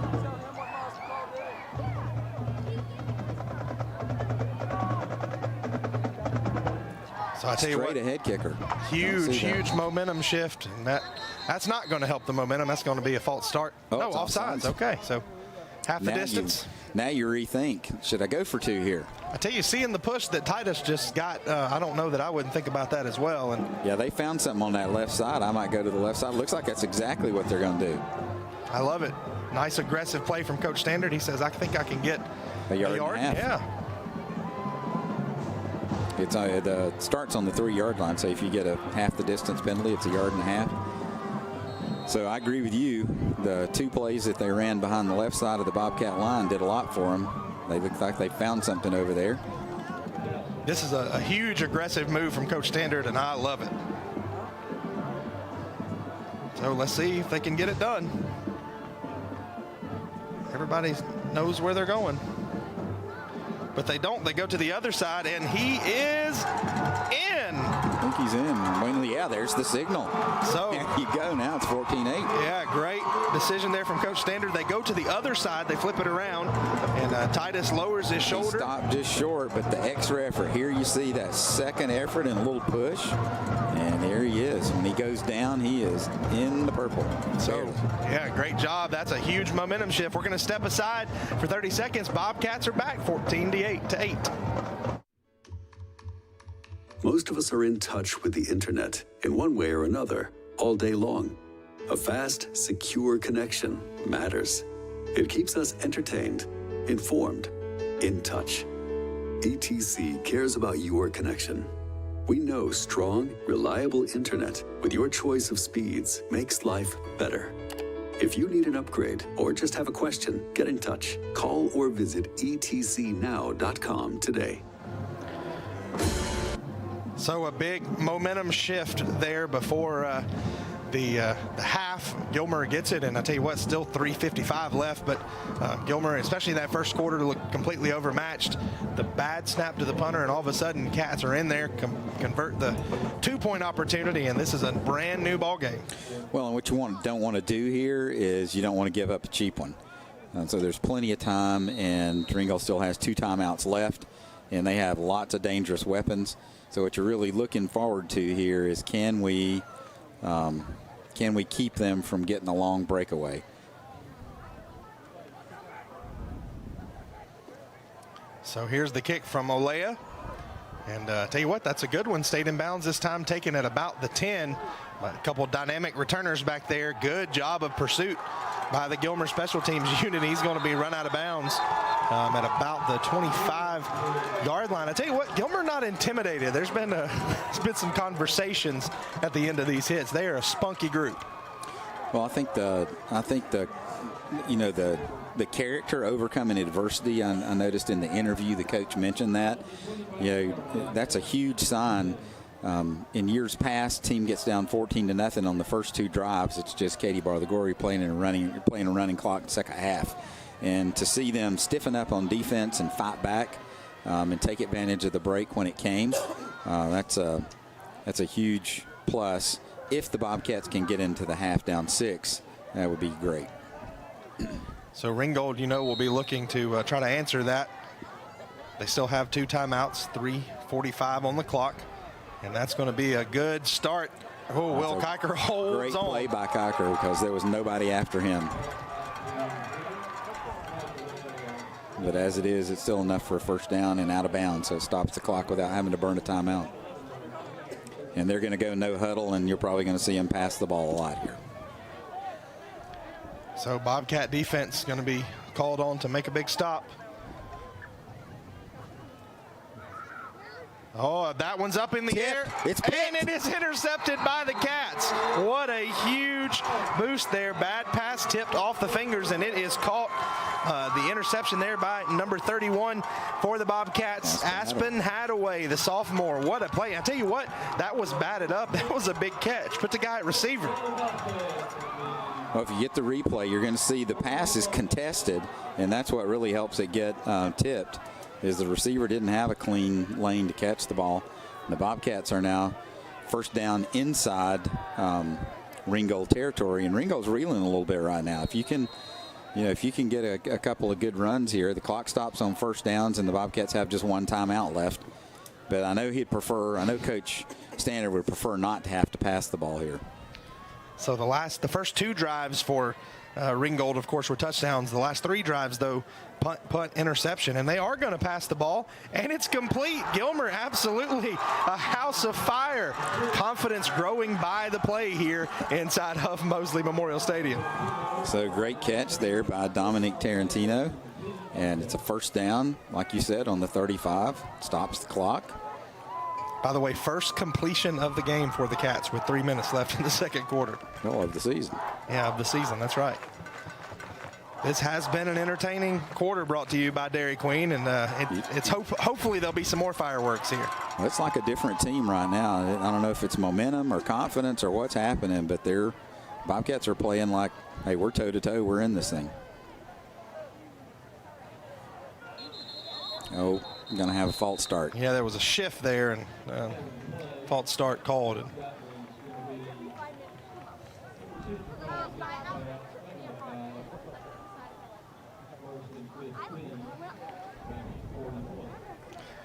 so it'll be 1st and 15, but still got plenty of time. 2:52 left. Gilmer still with 1 timeout. Yeah, you're not in a panic situation here. This is another situation, too, where you're really glad to have a veteran coach. He's been in these situations over and over and over again. So we know there'll be no panic there, and that instilled in the kids, no panic from them either. You're going to run your offense. Another pass play. No, you better get rid of it. Yeah, that was not what you want.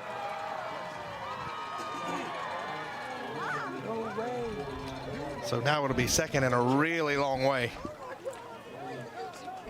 Yeah, you're going to need to run a couple here. You don't want to, you're back at midfield, and you really don't want to make a huge mistake here.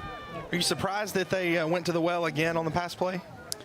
It's not their strength, and I think he told you that in the interview. He said we do have a quarterback that can throw it, and we have some receivers that can catch it. So it's worth. I mean, you're going to get a few plays, but I'd be surprised to see them throw the ball double digits in a game this year. 2nd and 25. I tell you what, they get 7 or 8 back here, so you got a decision here. Do you want to play to get the ball back in that first drive? I tell you, Ringgold's going to make that decision tougher because they're going to take a timeout. Sure. But so you've got a decision here, and we'll stay here. Do you, if you're Coach Standard, say, you know what, it's 3rd and very long, 3rd and about, 18 or so, maybe 19. This is not a tough decision. It's a no-brainer. You're running the ball because that's going to force them to burn their last timeout. Then you're going to punt the ball, and they're going to have a minute left to go with no timeouts. And you do get the ball back, and you're only down. You're only down 6. And that's exactly right. You took your chances on those 2 plays where you tried to throw the ball, and you had success one time. The other time it got you sacked. And that's the other thing is this offense depends on really teaching and training your offensive line to run block, and you don't have enough time. When it's the first season in this system, to really teach pass blocking as well as to teach run blocking. So it's kind of hard to get the pass protection you need for a long developing play. In this kind of offense, you've really got the element of surprise. They think you're going to run, so you throw, and it catches them by surprise, and the quarterback doesn't have to stand back there and hold the ball long. So your offensive line doesn't have to keep them out a long time. So 3rd down and 20 here.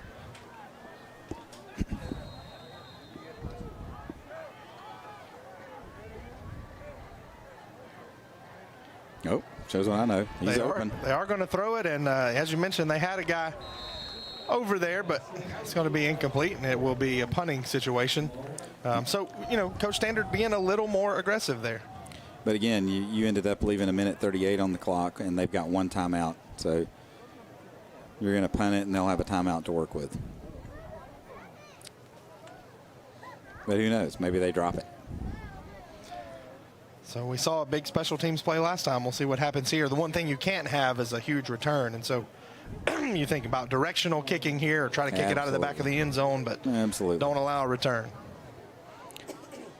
I'd get it as far downfield as I could and out of bounds. And he's kicking it straight up the chute. Fair catch called for, so that. Whoa, he does drop it. There's nothing but Bobcats over there, and there's people diving on the ground. Let's see who comes up with it. Oh, my goodness. I think Gilmer County may have it. Is that the call? There is no call so far. And Gilmer does have the football. What in the world could you be thinking there? 2 huge special teams plays in a row. Darling with a great punt. Got it way high. Yeah, fair catch called for. And he just takes it off the top of his shoulder pad. Wow, and there was a mad scramble here. You can see Hill trying to get back on it. It bounced around for a while, 3 or 4 cats, and then somebody at the bottom of that pile had they'd done a few more curls today and were able to have the strength to pull that. And now Gilmer, the Miracle Cats here in this 2nd quarter, have 1:24 to punch it in from about the 24-yard line. The special teams coach from Ringgold right now, not a happy camper. No, he's opened the door. Here you got to be careful. I don't know what the Bobcats are gonna do. You'd normally think run, but you don't want to burn too much clock. You still have timeout left. I tell you, I'm really surprised by that call. It almost was another disastrous play. Good job by Darling just to get rid of it, but throwing on 1st down there. Well, that says you're committed to throwing, so they're going to throw the ball on all their downs here. And again, coming off that the right-hand side of the Bobcats offense, left-hand side of Ringgold's defense, there just has been no blocking over there. Somebody's getting free. I don't know if they're outnumbering that side, but on every play, Ringgold's got a defensive lineman in the backfield before Darling can turn around. It's like a 5-step drop, turn around, and 5-step drop, and somebody's in your face. So he's got 2 receivers, so it's indicating that he's going to throw.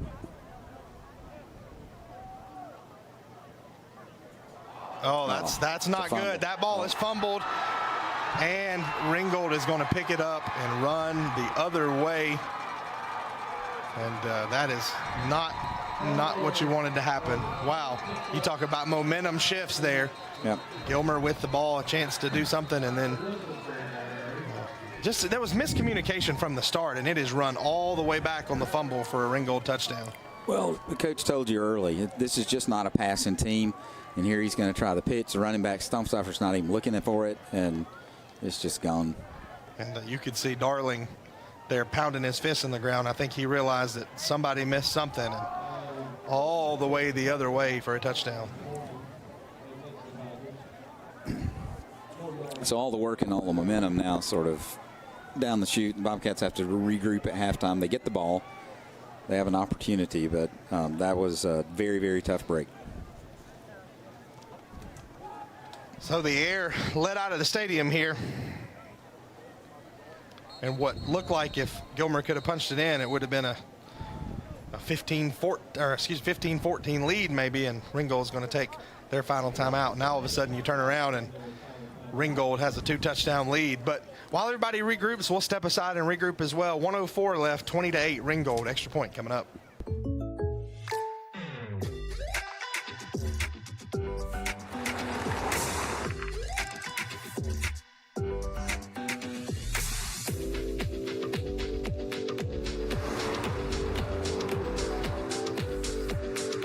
surprisingly great rates? Contact your local State Farm agent today. If you want the real deal, call State Farm agent Chris Wong in East Ellijay today. Like a good neighbor, State Farm is there. ATC knows the internet is evolving, taking new twists and turns. As we add our input, make our choices, and follow the light that connects us all. It's quite a journey, one to experience with the fastest speeds available. Contact ETC. Connect to the internet speed that suits your journey and enjoy the ride.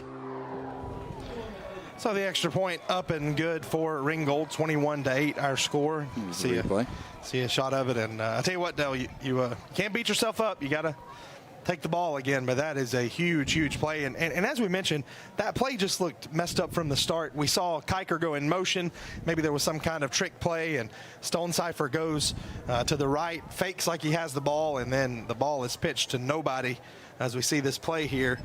And maybe there was a hand there that affected the pitch that got in there, but well, Stonecipher wasn't looking. Even if it had been a perfect pitch, it would have just hit him in the back. So you can see Darling immediately pounding the ground, and Dumas knows what to do with that, does the senior tailback and linebacker, and he runs it all the way back for a score. And you mentioned starting over, you got to climb that hill again. You have a minute here, and then with one timeout, and then you have it again to start the second half. But we've seen some surprising play calls. We'll see if they get back to what they do best.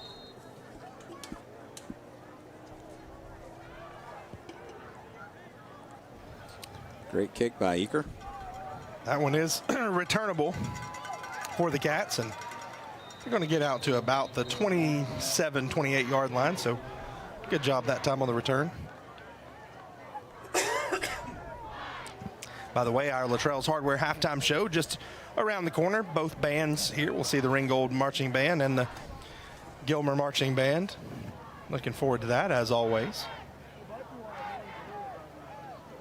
We'll talk about this game. We'll talk about the cancellations that have led to some new matchups. Pickens will play tomorrow at home against Commerce. And then no scores tonight because it is Thursday. Everybody plays tomorrow, but we'll try to get you updated as best we can. Gilmer here, no mistakes if you're the Bobcats. Simple handoff up the middle. That's been the best play tonight, and it's going to pick up about 5 or 6.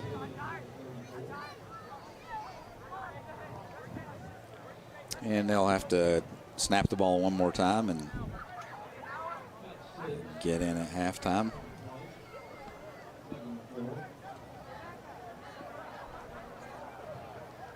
You know, we had found something with that push up front, and just really got away from that on that last drive. And it's still there. Yeah. Well, it's just a matter of time.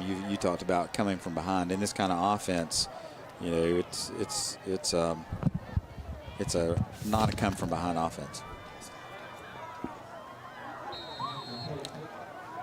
So that looks like it will be the last play of the half. As we go down under 5 seconds, the Bobcats are already heading to the end zone. We see the last play of the half, and it's going to wrap up the half with the score Ringgold 21 and Gilmer 8. We'll take a quick break, and when we come back, we'll see the Ringgold Band and the Gilmer High School Band for the first time this year.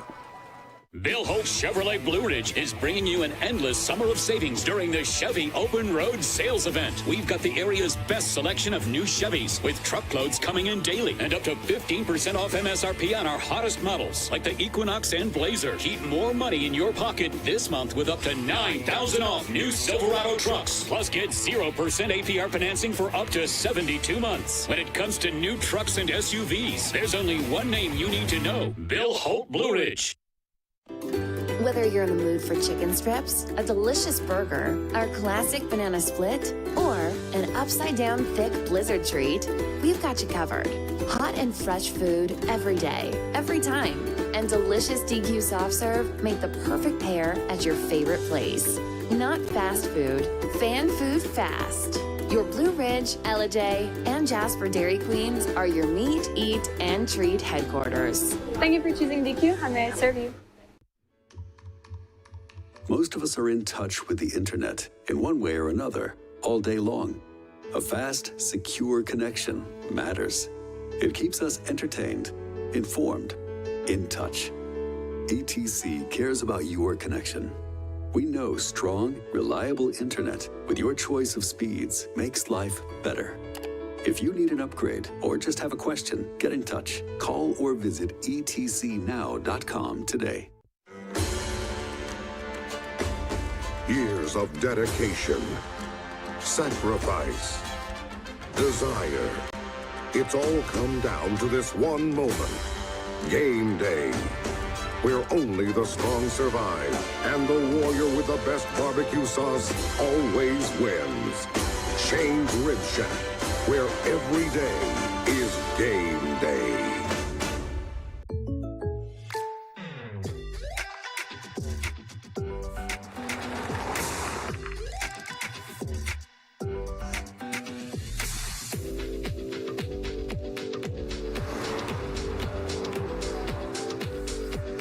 For your surprisingly great rates, contact your local State Farm agent today. If you want the real deal, call State Farm agent Chris Wong in East Ellijay today. Like a good neighbor, State Farm is there.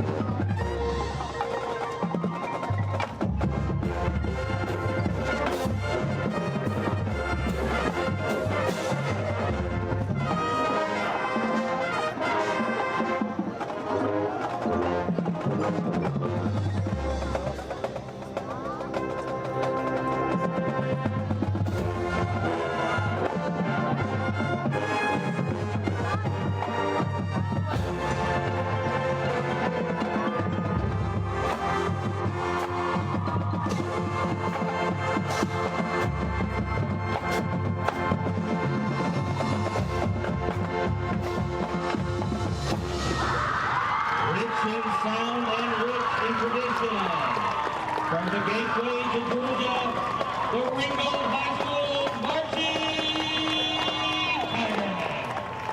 Go Tigers! There's the Ringgold marching band still in the t-shirt and shorts. It is the dog days of August. It's hot in those band uniforms, so always appreciate them. I believe they called themselves the Gateway to Georgia marching band, if I heard them correctly. And so, of course, right there on the line, we will hear from the Bobcat marching band here in a minute as part of our Luttrell's Hardware halftime show. Dell, there's a lot to unpack from that first half as the Bobcat marching band sort of makes their way onto the field here. You come out, Ringgold really just a house of fire there early on, 14-0. The early lead looks like they're going to romp all over Gilmer. Second quarter belongs to the Cats. A couple of big turnovers, interception there. You see, the muffed kick that turns into the touchdown. Then, of course, you have a fumble. Looks like Gilmer's going to go in and tie the game or take the lead, and then boom, a bad pitch, miscommunication, and all of a sudden it's a two-score game again. And so talk about, how do you regroup from that? It's obvious you can stay on the field with Ringgold. You've stayed with them and had a chance to even take a lead there. But when your momentum is crushed like that, how do you regroup with 14 to 18-year-olds? Yeah. So again, this is part of growing up, right? We all face adversity in our lives, so they're facing adversity right now, and it helps to have a coach like you've said earlier in the broadcast that have been through all of this, and they know part of growing these players is going to be helping them overcome adversity. They did a real nice job of that in the first quarter, so they get down early, 14-0, and like we said, normally over the past few years we've seen that turn into a running clock in the second half, which means you're down by 4 touchdowns or more. So one of the things that he's got to coach them through is, look, this is just adversity. Yeah, it's a play. It didn't go our way. It hurt us. We went from almost knocking it in and having the lead to being further behind. But guess what? We know that we can stand toe-to-toe with them. We know we can play with them. So we've got to come back out and just go right back where we were. We got to grit it out. We got to fight our way through it. And they may or may not be able to do that because it's difficult to do. But the reality is this is how they grow. So they learn what it feels like, and then they learn to fight their way back from that. And as they grow, that's going to come more and more natural so that they can overcome those kind of things. Same thing can be said of Ringgold. So you see where senior leadership comes in. They made 2 horrible plays in a row and gave the ball up on their own 8-yard line. Then they turn around and muff a punt and give the ball back to the Bobcats on their 25, and they fight their way through. They make something good happen out of it. That's what happens when you're senior laden because they know that. So, well, I think for the Bobcats too, momentum-wise, a lot of them have not been in games at halftime before, and so for them to even go in and say, hey, look, we had a chance. So let's get away from the momentum. Let's talk X's and O's. Gilmer is getting a push up front, especially on that fullback dive, which we talked about as one of the foundational pieces of this offense that they want to run. We saw that last drive, a little creativity, feeling a little froggy. They go for a couple pass plays, doesn't work so well. And so X's and O's on the field, what do you want to do if you're this Gilmer coaching staff at the half trying to make some adjustments? Well, the thing where Coach Standard's approach really fits Gilmer County and North Georgia in general, not just Gilmer County, is physicality. So when the things that might not be working early, you keep pounding and you keep pounding and you keep pounding, and what ends up happening is nobody really wants to hit that fullback in the third quarter and the fourth quarter. They get tired of it, and so whether we're behind by 3 and it takes a long time to catch up or not, I think he wants to stick with building our personality, and our personality is that you may or may not beat us, but you're not going to want to play us. When you get in the fourth quarter, you are not going to want to play us. And I think that's what he's got to reestablish here, because that's the way we've been in the past. So we'll see if that comes to pass. But right now we're going to send it back down to the field. Gilmer Bobcat marching band ready to put on a show. We're going to bring water guns. Don't be worried about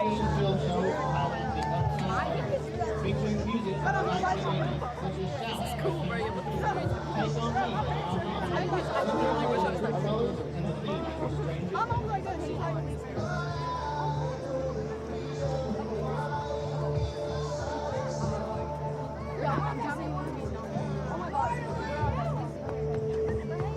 And now, let's welcome the award-winning Gilmer High School Marching Band.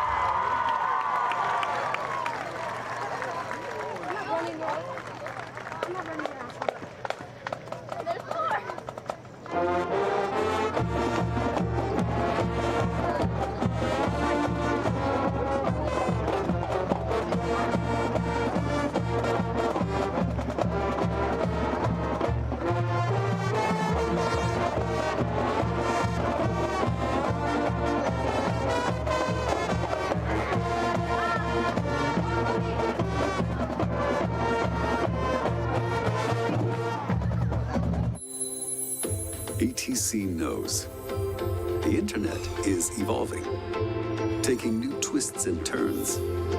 As we add our input, make our choices, and follow the light that connects us all. It's quite a journey, one to experience with the fastest speeds available. Contact ETC.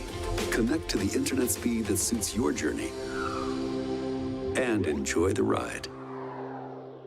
Bill Holt Chevrolet Blue Ridge is bringing you an endless summer of savings during the Chevy Open Road Sales Event. We've got the area's best selection of new Chevys with truckloads coming in daily and up to 15% off MSRP on our hottest models like the Equinox and Blazer. Keep more money in your pocket this month with up to $9,000 off new Silverado trucks. Plus get 0% APR financing for up to 72 months. When it comes to new trucks and SUVs, there's only one name you need to know: Bill Holt Blue Ridge.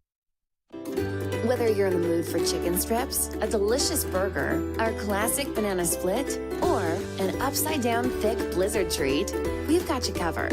Hot and fresh food every day, every time, and delicious DQ soft serve make the perfect pair at your favorite place. Not fast food, fan food fast. Your Blue Ridge, LJ, and Jasper Dairy Queens are your meet, eat, and treat headquarters. Thank you for choosing DQ. How may I serve you? Most of us are in touch with the internet in one way or another all day long. A fast, secure connection matters. It keeps us entertained, informed, in touch.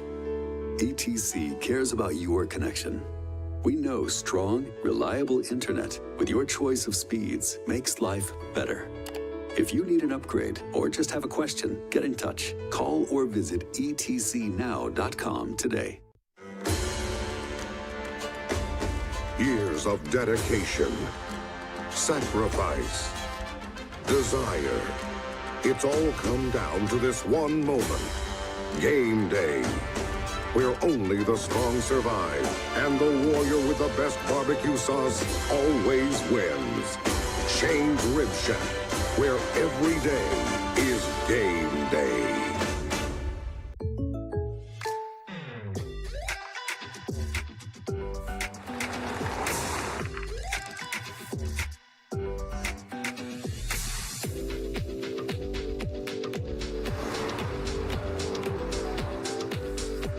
For your surprisingly great rates, contact your local State Farm agent today. If you want the real deal, call State Farm agent Chris Wong in East Ellijay today. Like a good neighbor, State Farm is there. ATC knows the internet is evolving, taking new twists and turns. As we add our input, make our choices, and follow the light that connects us all. It's quite a journey, one to experience with the fastest speeds available. Contact ETC. Connect to the internet speed that suits your journey and enjoy the ride. Bill Holt Chevrolet Blue Ridge is bringing you an endless summer of savings during the Chevy Open Road Sales Event. We've got the area's best selection of new Chevys with truckloads coming in daily and up to 15% off MSRP on our hottest models like the Equinox and Blazer. Keep more money in your pocket this month with up to $9,000 off new Silverado trucks. Plus get 0% APR financing for up to 72 months. When it comes to new trucks and SUVs, there's only one name you need to know: Bill Holt Blue Ridge. Whether you're in the mood for chicken strips, a delicious burger, our classic banana split, or an upside-down thick blizzard treat, we've got you covered. Hot and fresh food every day, every time, and delicious DQ soft serve make the perfect pair at your favorite place. Not fast food, fan food fast. Your Blue Ridge, LJ, and Jasper Dairy Queens are your meet, eat, and treat headquarters. Thank you for choosing DQ. How may I serve you? Most of us are in touch with the internet in one way or another all day long. A fast, secure connection matters. It keeps us entertained, informed, in touch. ETC cares about your connection. We know strong, reliable internet with your choice of speeds makes life better. If you need an upgrade or just have a question, get in touch. Call or visit etcnow.com today.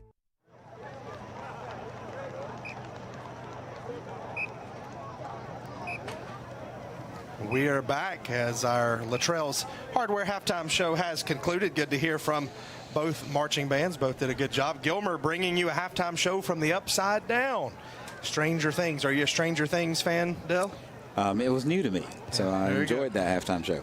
So a Netflix show for those of you that have missed it, based in the 80s, but interesting show nonetheless. I think the next season is coming out sometime in the fall, so there you go. So it's not about Saturday night church conference? It is not. It is not. Okay. It is. It's an interesting show, but the main character's name is 11, by the way, if that helps you out. Coming to you from Huff Mosley Memorial Stadium, Jeremy Green alongside the youthful Hall of Famer Dell Land. We are getting ready for half number 2, and there you see the Bobcats coming onto the field, and we can only assume that they have regrouped and are ready to go down 21-8. They will receive. And while we have just a minute, we said we were going to talk about other things that are going on. Last week, we were supposed to be here for Gilmer Pickens. COVID within the Gilmer program that was canceled on Friday. Interestingly, the regulations changed, so we should see fewer COVID cancellations now, but in the interim, we went to Fannin, watched Fannin defeat Union County 34-7. Good game last week. We were going to be back at Fannin this week. Copper Basin was going to come call in an old school rivalry up there in Fannin County and Polk County, and Basin informed Fannin a couple days ago that they would not be able to field a team because of COVID. So we thought we were going to be without a game, and we said, well, Pickens will be at home. Pickens was supposed to host a home game, and all of a sudden, Pickens said, we've had a cancellation as well. Union County, similarly, we've had a cancellation, so we were without a game. Well, in the interim, Gilmer and Ringgold got in touch with each other, and on, I believe on Monday, they finalized this matchup, and so we were able to put that together on short notice. Also, in the meantime, as we see the second half kick underway, Pickens picked up a game, so they're hosting Commerce, who was supposed to play Union. So, oh, wow, look at this kick return to start off the second half. Kobe Stonecipher, here's some momentum for you, gentlemen. That's going to be all the way, and he makes it into the end zone for a Bobcat touchdown. Dell Land, how about that? Well, I started to say that, there's a flag down. And looks like it's going to come back. They wouldn't have a flag down. Yep, holding against Gilmer. Going to bring that back. Heartbreak inside Huff Mosley. So started to say that Lou Holtz always says the first 5 minutes, last 5 minutes are the most important points in the ball game. Last 5 minutes of the first half, first 5 minutes of the second half. And Gilmer County really started. It was a great blocked kickoff return, and Stonecipher was loose. Didn't know if he was going to be able to outrun the player that was pursuing him, but he had enough a head start to get there. Coach Stanfield, of course, very unhappy with the holding call. And, of course, if you're a Bobcat fan, it's an unnecessary hold because Stonecipher was gone to the left side of the field, and the holding occurred 30 yards away from the play. Yeah, it was on the back. I don't even know how that was seen, but Coach Standard not thrilled with that call, and he's still out there pleading his case. And he sort of waves his hand in disgust. I definitely didn't see it, and as you mentioned, it was way back behind the play, and the flag came in late. So this officiating crew not making any friends on either side, and what was a Bobcat touchdown, and by the way, as we let Stonecipher catch his breath, that was a great return by Stonecipher. What was a Bobcat touchdown now is 1st and 10 at the 45. Which is still good because you still want to take the ball and you want to pound it into the end zone. And again, you want to get back to what we do, or what Gilmer does well, not we, but you want to get back to what Gilmer does well, which is they run the football, and right there's what they do well with it, which is take the fullback and drive 5 or 6 yards. And again, it's the first game of the year, and taking all of that physical contact, it is just a tough offense to stop because you're gonna have to hit somebody hard on every play, and if you don't, you're gonna find yourself getting knocked off your heels on every play. So it's just important to keep pushing forward 4 yards on that carry, and they just got to stick with it and not make mistakes. I think they got something going right now. I think Ringgold's backing up. So second down, as you mentioned, that physicality coming into play. And they're going to hand it off to the fullback again. That time he stopped. It's going to be 3rd and short, so you have your entire playbook open to you. And we'll see what Coach Standard draws up. He was certainly frustrated by that penalty, as we see Titus up the middle there. Still gets a couple of yards, and we can understand why he was. Yeah, you just don't want to let that affect your team, because again, you're trying to get them to overcome adversity. Now they get another piece of adversity. They break a touchdown run on the kickoff that, you know, would have made it a ball game again, and it gets called back. Now you're sitting out here at 3rd and 4. They need to get at least 3. Haven't seen them really use the hard count yet this year, but certainly a good time for it. And right there, I think he got enough for the first down. He's close. Yeah, it's going to be close. I think he's going to be maybe an inch or two short. I don't see why in the world you don't just run that same play again. Yeah, there's no benefit in punting here. That's why you run this offense, is, you know, to get that extra yard. And again, every play is an option play. So the defense can't afford to stack the line of scrimmage, because you got, you know, you're in a I formation. You're in the same formation you always run from. That quarterback has an opportunity to keep it, hand it off, or pitch it. Or straight ahead sneak even. We'll see what they do. That is not what I would have done. Well, the fullback might have been the better play there. So Darling keeps it, and that's the second bad mistake we've seen him make in a row there. And that sound that you hear, that banging, is the Gilmer coaches next door to us. They weren't thrilled with that. If you go straight ahead, I think you pick up the first down. Instead, they try to pitch it, get a big play, and they lose yardage, and that's a turnover on downs. But again, that's a read play. The quarterback has the option to leave it with the fullback, and he didn't. And you know, that's part of learning it. You can't be too hard on him. This is the first year, first game. And, you know, but you won't see him make that same play later. So defense has an opportunity here to step up again for the Cats. And that's tough on momentum there, because, you know, they had a touchdown call back on the kickoff return and still have great field position in Ringgold's 45 and can't pound out that first down.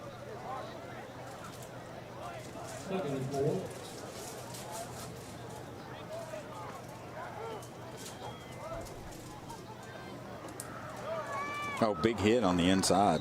It's enough for a first down, though. Yeah, he was upended. As you mentioned, right at the marker, he will pick up the first down. Dell, I want to ask you a question about officiating. You and I have never done that. I would not want to do that. I think that I would rather dig ditches for a living than be a referee or an umpire or any of those things. But on a play like that, there's a hold way away from the play.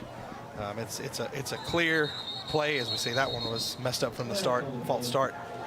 You know, it's going to be a touchdown. It's going to change the momentum of the game.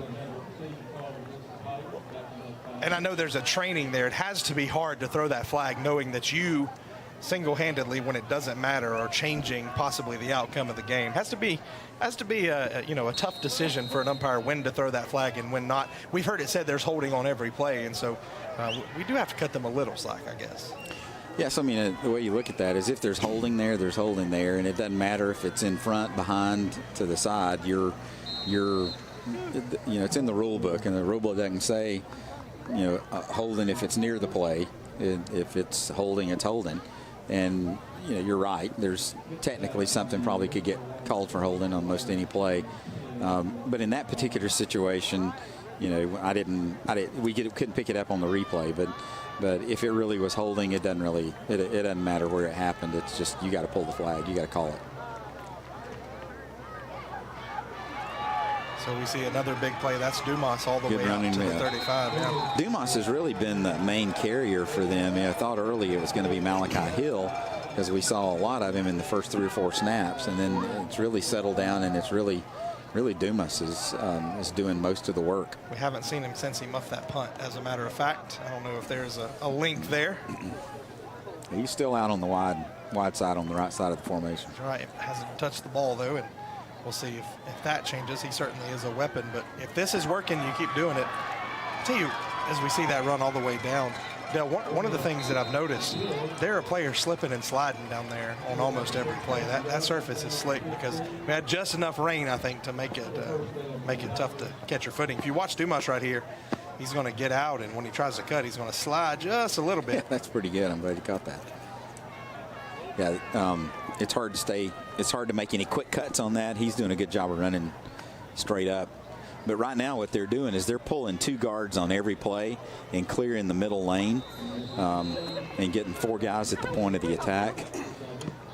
So they've changed their offense just a little bit, or at least their blocking scheme on their offense, and they're pulling 2 people pulling a guard and tackle, actually, not two guards, either to the right or the left, and they're clear in the middle.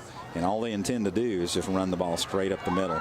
But it's more of a delay basis. They're giving a chance for the trap to work, even when they've got three wideouts like they do right now. Quarterback going to keep it this time out wide. Good job on the pursuit by the Bobcats. Oh, he's still on his feet. Wow, they had him by an ankle. He's going to break out of that. Nobody wrapped up. Score a touchdown. That inexcusable there by the Bobcats on defense. When they wrapped him up right about here, everybody sort of eases up, and then he breaks loose. That will be discussed when they watch the film. I'm certain. So momentum shifts again. Ringgold capitalizes, and now they take a 3-score lead. Yeah, and again, first 5, last 5. So first 5 in the second half favors Ringgold, and the last 5 minutes of the first half favored Ringgold. And as a result, we're looking at a now 28-8 score. So while Gilmer talks about it on the sideline, we'll step aside. 27-8, Ringgold in control. Years of dedication, sacrifice, desire. It's all come down to this one moment. Game day, where only the strong survive and the warrior with the best barbecue sauce always wins. Shane's Rib Shack, where every day is game day.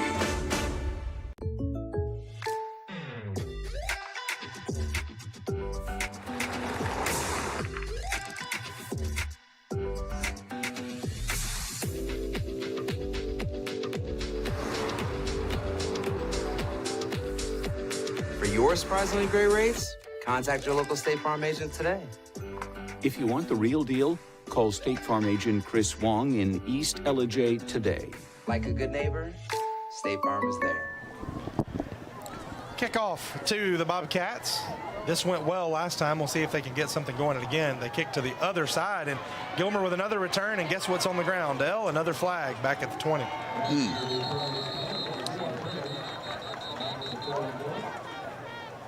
So again, not to belabor the youth side of things, but that's definitely a characteristic of a young team.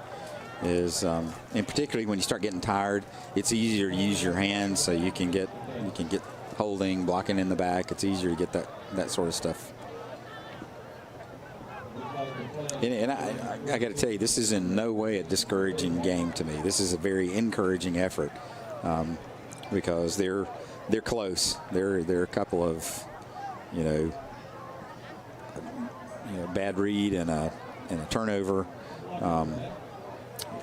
is really the difference, because it was a 14-8 game when Ringgold recovered a fumble and ran it back for a touchdown, so they get 7 right at the end of the half, and then Bobcats are this close to having a TD on a kickoff return, lose it to a penalty, and then Ringgold takes it down the field and scores. So, and we talked about that play from Darling on the 4th and 1 being a read play.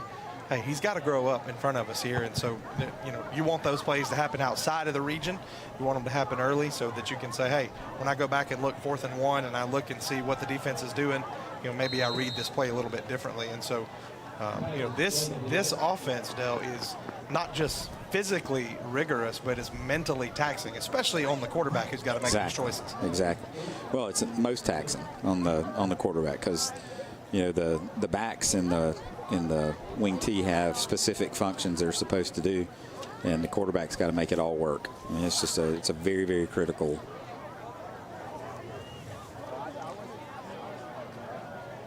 So the Cats, 2nd down here.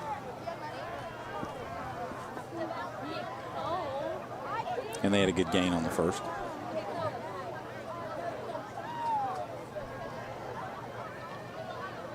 Big pile of bodies there. They're going to pick up about 1.5 yards, 2 yards, so it'll be 3rd and short.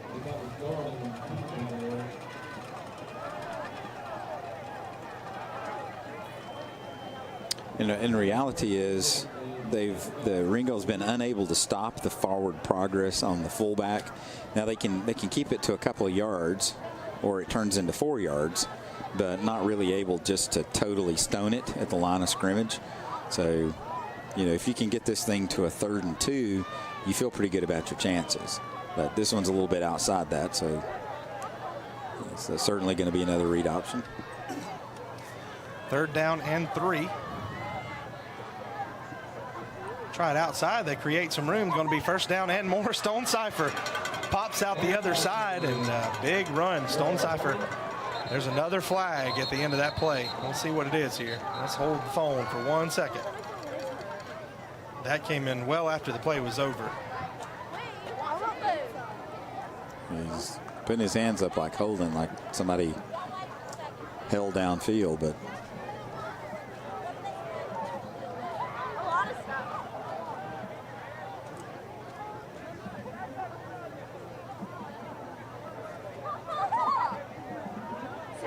personal foul against Ringgold. Yeah, so we'll see if we can see what happened on the back end. That came in after the tackle, and not sure what it was. We'll see.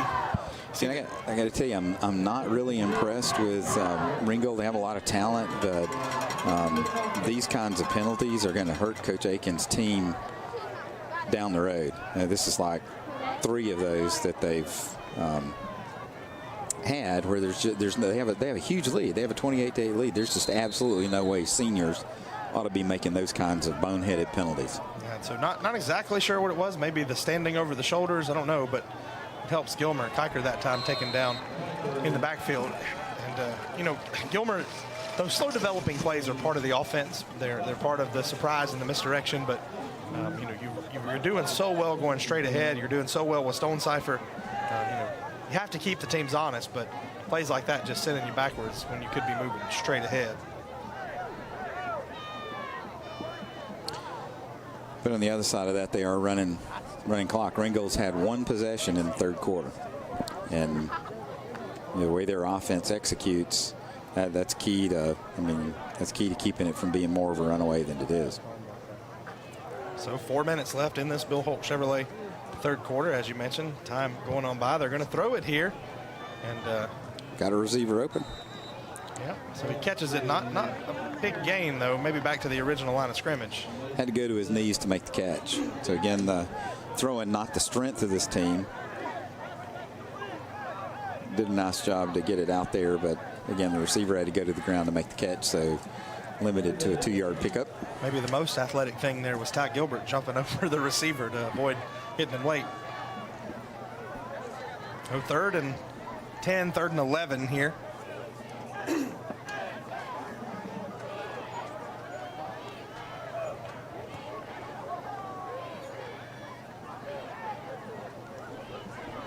Hand it off to Stonecipher. He's got room. He's going to have, he got tripped up there, maybe 2 yards. Thought he was going to have the 1st down and more. Yeah, but you take it away from being a sure punting situation and making you think you're down 28-8. I'm going for it here. Yeah, no reason not to at this point. 4th and short, but you've got to be telling your quarterback straight ahead, straight ahead. Well, it's a little bit long for that to be a sure thing because it's 4 yards. With the penetration that defense is getting, though, it's so tough to. Oh, you're right. I'm not saying you wouldn't give it there. I'm just saying it's got to be a clear read. Absolutely. 4th and 3, 4th and 4, as Dell mentioned here, long 3 maybe. Oh, they jumped. They just got a 1st down with a hard count. That's exactly what you want. I tell you, Dell, you mentioned that just a few plays ago. They hadn't done that. That time they do, and so great job by the quarterback. We've criticized him a little bit, but that was a fantastic hard count that got a free 1st down. Good job there by Darling. Well, Ringo's been anticipating the count for really since 2nd quarter on, trying to get an early jump, and that caught him that time, and it's just the perfect time to do it when you're 3rd and inside 5 yards. There's no reason not to give that a try. So now you got a fresh set of downs. You're 1st and 10 on the 38. And just for momentum, you want to try to get this one driven down the field and in. Another problem with the mesh point there. It looked like Darling wanted to keep it, and Titus had tucked it, and they go down in a heat together. Well, and he was getting wrapped up at the same time that somebody came free and met him. And you know, here's the thing for Titus is he got a positive yard out of it. And really, he was hit. He had contact as soon as the ball was being handed off. I apologize. That wasn't Titus that time. That was Wyatt Stokes, the freshman fullback. So our apologies, Wyatt Stokes that time. And that's another learning thing. You've got freshmen. You're trying to figure out that relationship with the quarterback. And so, yeah, didn't see him do much wrong. I mean, he got a yard out of that. And again, you're having to play a huge number of freshmen. Yeah, I just about bet you that to this point in the game, Ringgold's not played any freshmen. Handed to Stokes again, and he maybe got back to the original line, so 3rd and long here. But if you're Gilmer, you've got 2 plays, so no rush to get it. Well, and you can see Darling's coming to the sidelines on every play, and he's getting coached up. Coach Standard is using every snap to coach him up, and he's coaching up now. And he's got time, so there's still 20 seconds on the clock, so there's plenty of time because they're not going to do a whole lot of fancy stuff at the line of scrimmage. Giving his offense a chance to rest, but he's also coaching him up on do this, do that, look for this, look for that. Because Darling didn't have the benefit of having come up in the underclass and run this offense for 3 years, and now he's out there in his 4th year. He found it last spring when everybody else did. So timeout taken on the field. We'll step aside for 30 seconds and then come back. Gilmer down 20.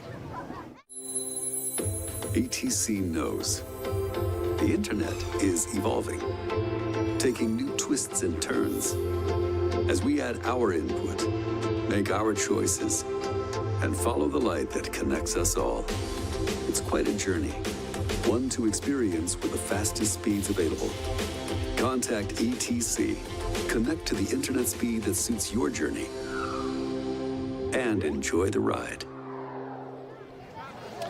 So still in the huddle are the Bobcats. First time out of the second half. Want to take just a minute to thank our 3rd quarter sponsor again, Bill Holt Chevrolet. Locations up and down the 515 corridor, and go and test drive whatever Chevrolet you like, whether it's a Silverado or maybe a Chevy Traverse, Tahoe. New Tahoes are out. Looking new body style here this year, so go and check out the good folks at Bill Holt Chevrolet. Nice used inventory up there as well. You can find whatever you need at our good friends at Bill Holt Chevrolet. And I know you were up there trying out a Corvette the other day, weren't you? Yeah, I don't fit in those very well. Getting in's not the problem. Getting out, kind of a problem. Jaws of life situation. 3rd and 9 for the Cats. Trying to pass. Darling rolls out. Off his back foot. He throws it way out of bounds. That's the right play. He is introduced to the grass there. I like the play call, Dell. I know that's, as you said, not necessarily part of the identity, but you're going to have to be multiple in those situations, and you have a chance to do it. And I like the shot downfield as well. Well, at the end, he didn't really have anything there, so he chunked it out of bounds. And, that's the right call. You don't want to give up a turnover. So 4th down and 9. We'll see what they do. Darling is the punter as well.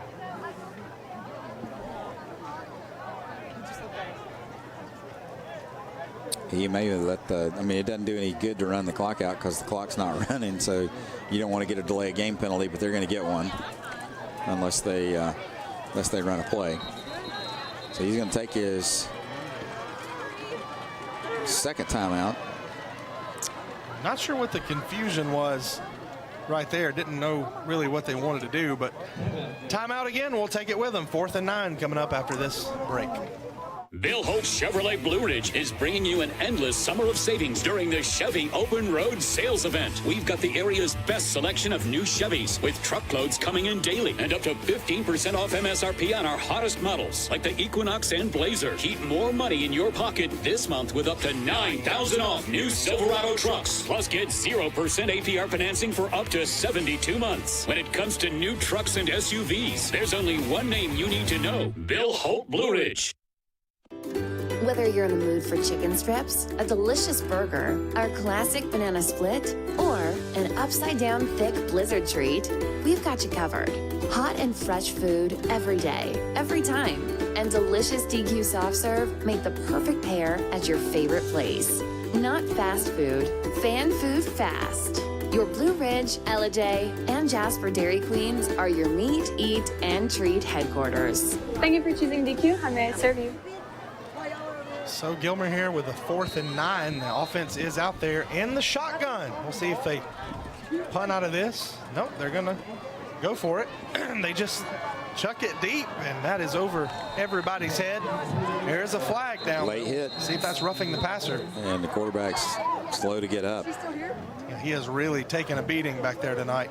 But he got his team a first down. Maybe not the way you want to, but I tell you, we, like I said, had a chance to catch up with Coach Akins before the game here as you see this unnecessary hit. He's a nice guy, but he's not going to be happy. I believe that's the third or fourth personal foul that we had, the offsetting ones as well. 4th personal foul on his team. Darling is over there. They're looking at his right hand, which is a big problem for the quarterback. So we certainly hope he's okay, first off. But that, I hate to use the word cheap shot, but that was late and unnecessary. They're going to have to make a decision on whether he can go back out there. And he does. Tough kid. He's holding that right arm, though. He's favoring it a lot, you can see. Well, and the officials gave him all of that time before they reset the clock. So 1st and 10 on the 21. You got to worry here about the snap and the handoff if his right hand's giving him problems. So it's not, forget about passing. You just got to worry about him being able to take the snap. So first down, they hand it off up the middle, a couple of yards. Oh, reliable. That's what you want. Got about 3. Go. Here we go. Set. Hand clap.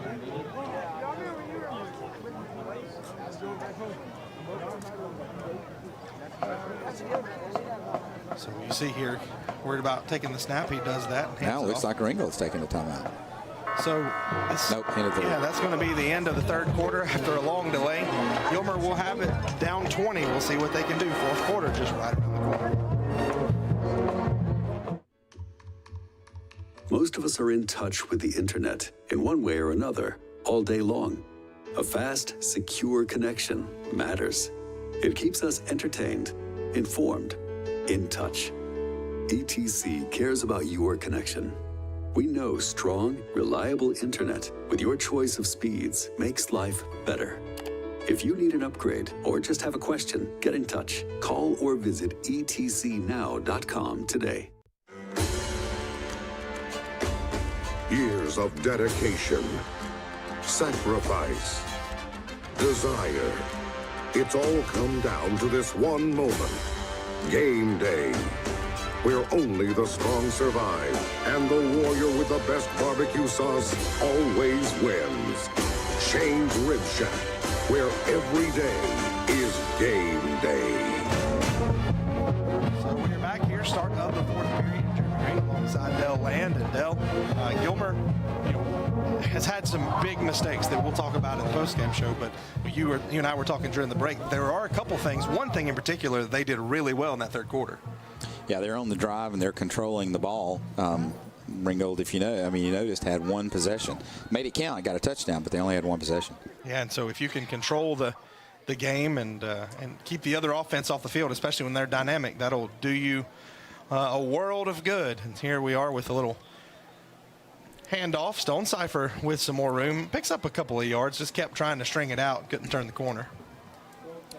Yeah, and that's just fine. He got a couple of more yards. It's going to be 3rd and longer than you want it to be. But again, you're in 4-down territory. A lot of players rotating in and out on that line, and in this kind of offense, the line play is key. Defense and offense, the line play is key.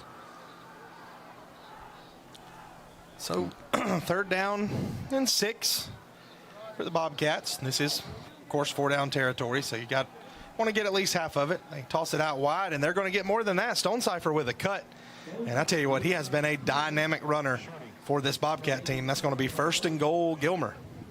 Down around the 8-yard line, so back down here, knocking on the goal line again. And you really want to try to punch it in from here. again, in this kind of offense, you're really not a come from behind. Of course, the other team can open that door up for you by turning it over, making penalties, that kind of stuff.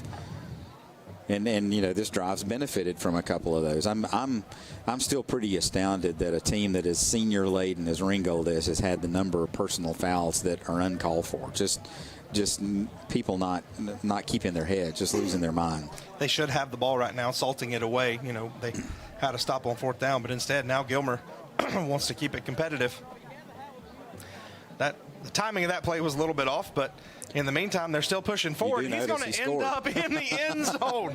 The pile lands all the way in the end zone. That was rugby right there. The scrum into the end zone for the Cats. Now watch this play. Everybody just keeps pushing. The linemen get in. Everybody's going to push, and nobody in defense wants to submarine that. They all want to stand up and try to arm tackle, and there you go. That's what you get. So Brock Titus ends up in the end zone somehow, and Gilmer now down 2 scores, 10 minutes left. And this is not a quick strike offense, but you're back in the game. At least you're a mistake or two away from getting right back where you want to be. And so even after all the mistakes, Gilmer here within striking distance in quarter number 4. Are you tempted to go for 2 again? No, it looks like they're going to kick. Maybe you go a hard count to see if you can get them to jump again. That's another thing you need to practice right here. So extra point up, and it is a line drive kick, but it is good. So with 10:20 left in the 4th quarter, 28-15, Ringgold with a 13-point lead.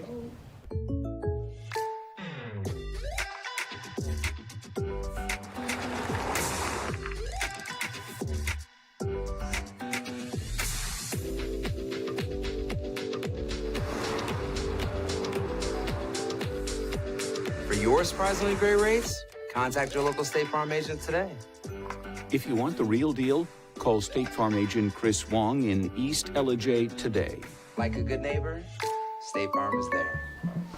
So the rugby scrum touchdown here in this Chris Wong State Farm 4th quarter. And hey, Dale, you take scores however you can get them. If it takes that, you push them on in. Well, none of the Bobcat scores today have been cheap. I mean, they've ground it and then moved it. You have to be impressed, really, that in the first game and the first season in this particular offense, because there's nobody left on the roster that was here in 2015 when the last time the Bobcats ran this style offense. So this is all new to everybody on the team, and they've been amazingly good with it against quality competition. I mean, they're not playing Woody Gap. I mean, they're playing quality competition. They're playing a team that everybody thinks is going to win the region in 6 AAA. No offense intended to our good friends up at Woody Gap. Well, they don't have a football team, so I'm okay in saying that. They only have a basketball team. That's right. They play North Georgia Christian every year. Big matchup. But Gilmer going to kick it off here. We'll see if there's any funny business on the special teams. No, just a straight-on kick. That one is going to go. Well, it looked like it was going to go out of bounds, but took a turn. Nice return opportunity, though, for Ringgold, and great Good job. coverage. Yeah, that's Kuiper. Everybody stayed in their lanes.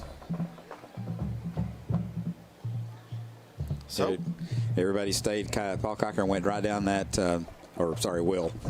His granddaddy was Paul. Or his daddy's Paul, too. Went straight down the hash mark and stayed in his lane, and the guy ran right to him. So big play there. So Gilmer looking for a 3-and-out defensively here. You talked about depth. You look, Brock Titus was involved in that big touchdown play. Now he's out there again at linebacker, and so it's going to take a toll. We'll see if they can dig down and find some gas here in this 4th quarter. Quarterback kept that one. I think that was definitely the wrong choice, and this time they don't let him squirt away, and he's going to be tackled for a loss. Well, one thing that has been encouraging is there's not enough players for the Bobcats to rotate skill position guys. So, you're seeing Will Cocker play offense, defense every snap. You're seeing, you mentioned Brock Titus. You're seeing a lot of those skill position players playing both ways, but they're rotating a lot of linemen, offense and defense. So that's good to see. And the more success this program sees, the more depth you will acquire.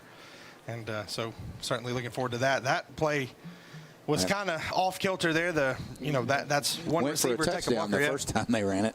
just a mass of bodies collected over there, and it's going to be 3rd and long. Yep. A chance for Gilmer to get off the field.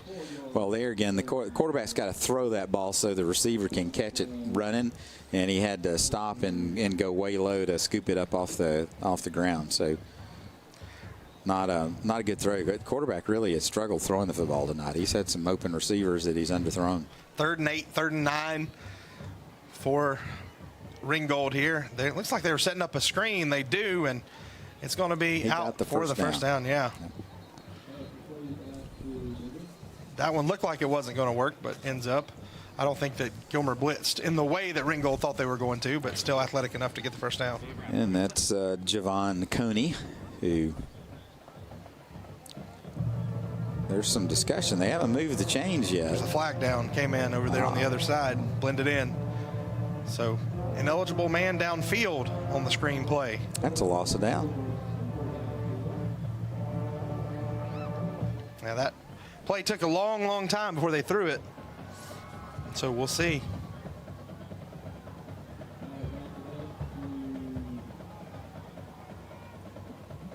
So it is 3rd down again. Not a loss of down in high school, I don't imagine. And so it'll be 3rd and 19. It is a 10-yard penalty. We'll see what they go with here.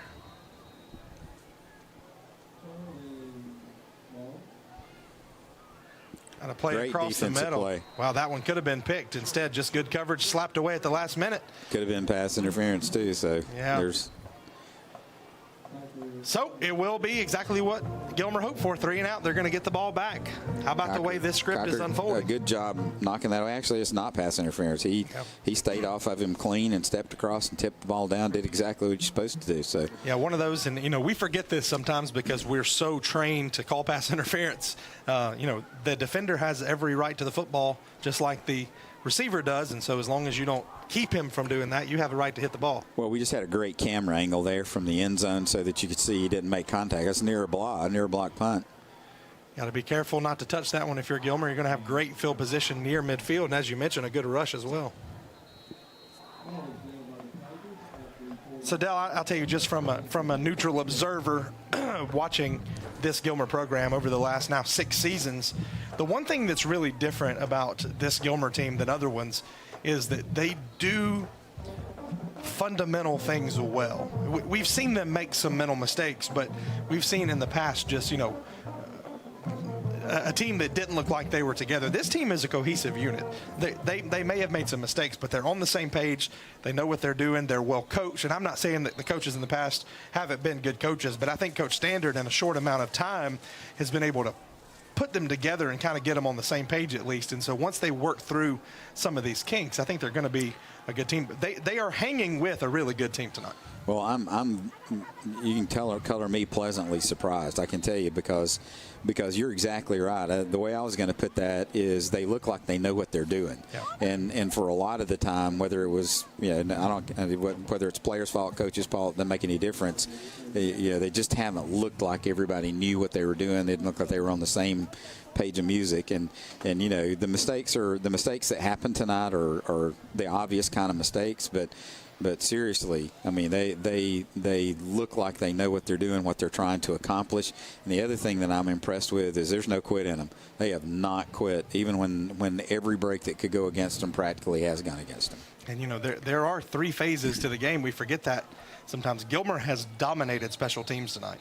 Outside of that first touchback that we saw from Ringgold, but from the muffed punt to the kick return that should have been a touchdown to the rushing right there, in every aspect, Gilmer has won special teams. You'd like to see some longer kickoffs, and definitely don't want to kick it out of bounds. But as far as the other aspects, they've dominated that. They've done incredibly well defensively, making adjustments. They have given up 4 scores, but 2 of those were in the first couple of minutes of the game. And so defensively, they've made adjustments. Once this offense is able to sync things up and get some more reps under their belt, I think they're going to have a good year. They have a tough schedule, don't get me wrong. You've got some really good teams in region, but this team has a chance to compete all year. Going to throw it here, and they have a man wide open. He didn't get it quite soon enough. Yeah. Wow, that was a play that was wide open, but underthrown. There is another flag in the backfield, though. It's going to be holding on Gilmer, and that'll be declined. I love the design of that. You caught him sleeping, but you've just got to be able to get it there. Yep. Well, I mean, that was a long throw because Darling's back on his, almost his 40-yard line, and the receiver was wide open down around the 10. So you got to have a gun if you're gonna get it to him. He threw it as quick as he turned around, but he almost needed to shorten his drop so he could get rid of the ball. And you can see how deep the receiver is open. But safety goes back and catches that pass. And it By the goes way, back that's a wide receiver playing safety and Hill, so he's going to catch that every time. But well-designed play, just took a little too long to develop. And when you see that, you can't blame Darling for wanting to throw it, but maybe should have realized he's a long way away. It just needed to go about 2 steps earlier and just develop slow. That Bobcat defense, though, hanging tough. How about the hits going on back there at the line of scrimmage? Again, we're in the 4th quarter, and they're down by 13, and they're just playing lights out on defense. Gang tackling, hitting hard. You just have to be pleased to see. This is a very, very young team playing a veteran team, and really the veteran team has looked less prepared. I mean, they got a lot of talent at Ringgold, but as nice as the coach may be, he's outcoached tonight. Yeah. He's going to win the game, but he's outcoached. You hate to play the what-if game, but if that, wow, look at some broken tackles, some more broken tackles, and got a hurt player over there. It's Alex Sampson with his helmet off. Got his bell rung a little bit. Or maybe just a helmet issue. Looks like that's what it is, just a helmet issue. But, yeah, and you hate to play the what-if game, but if that pass is completed and goes for a score, it's a one-score game with half of the 4th quarter left. But not meant to be on that particular play. 1st and 10, Tigers.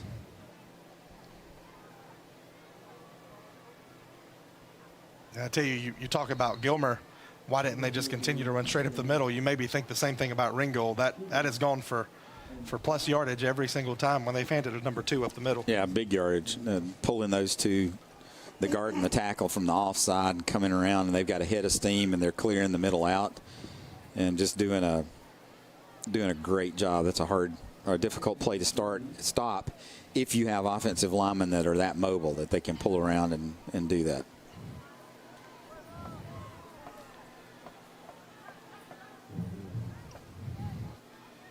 Second down and 2. A lot of running room for Williams over there. He's not going to pick up a lot of yards. But enough for a first down.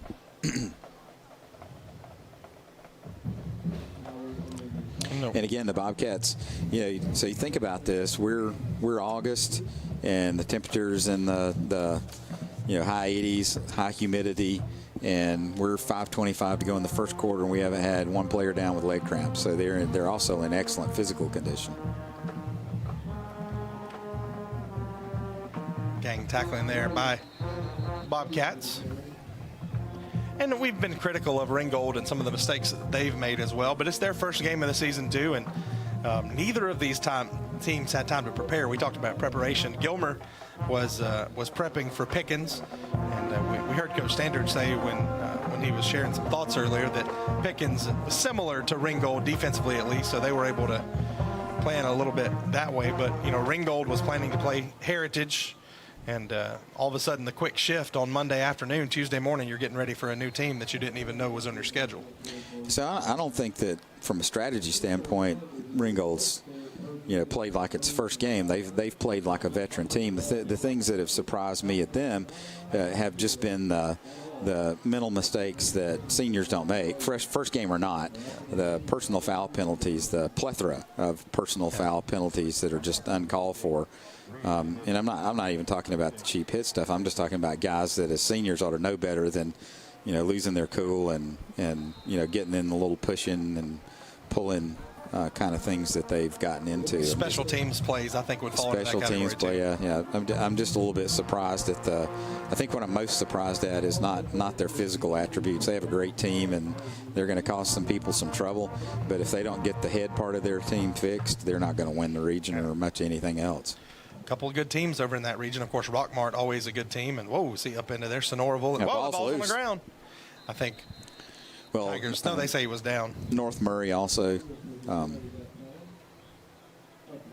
So, I believe, yeah, that is a 9-team region. I know Fort Oglethorpe over there, Coahulla Creek, Murray County, North Murray, Rockmart. Is Calhoun in that region now? They are not. They moved up.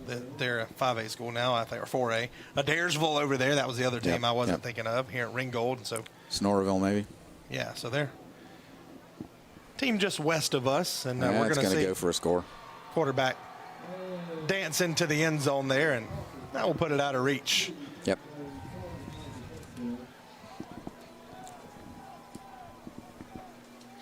Haven't seen him take the ball and run wide.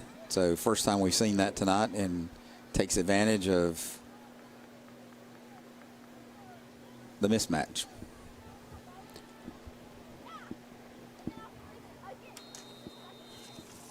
So give Mason Parker his due, senior quarterback.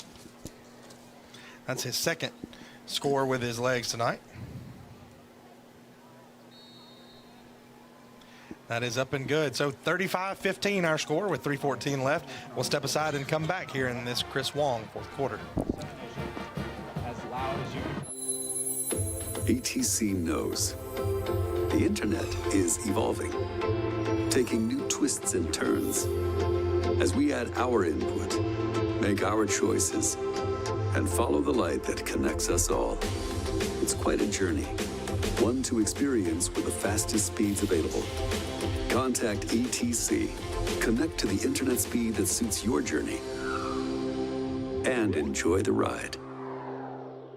Bill Holt Chevrolet Blue Ridge is bringing you an endless summer of savings during the Chevy Open Road Sales Event. We've got the area's best selection of new Chevys with truckloads coming in daily and up to 15% off MSRP on our hottest models like the Equinox and Blazer. Keep more money in your pocket this month with up to $9,000 off new Silverado trucks. Plus get 0% APR financing for up to 72 months. When it comes to new trucks and SUVs, there's only one name you need to know: Bill Holt Blue Ridge.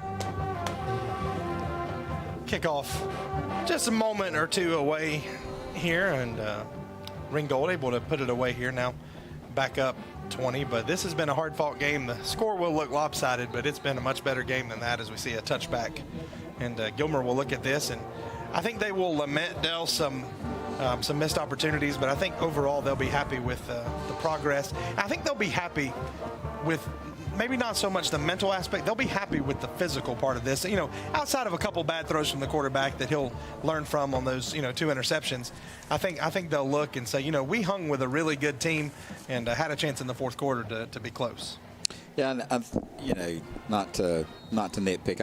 I think they're gonna feel more confident in themselves. I don't know that anybody's gonna go back and look at this 35-15 loss and say they're really happy with it. I think they're going to feel confident because they competed against a really talented football team, and gave as good as they got. So I mean, I think you're going to see some of that, but ultimately this is just a place to start.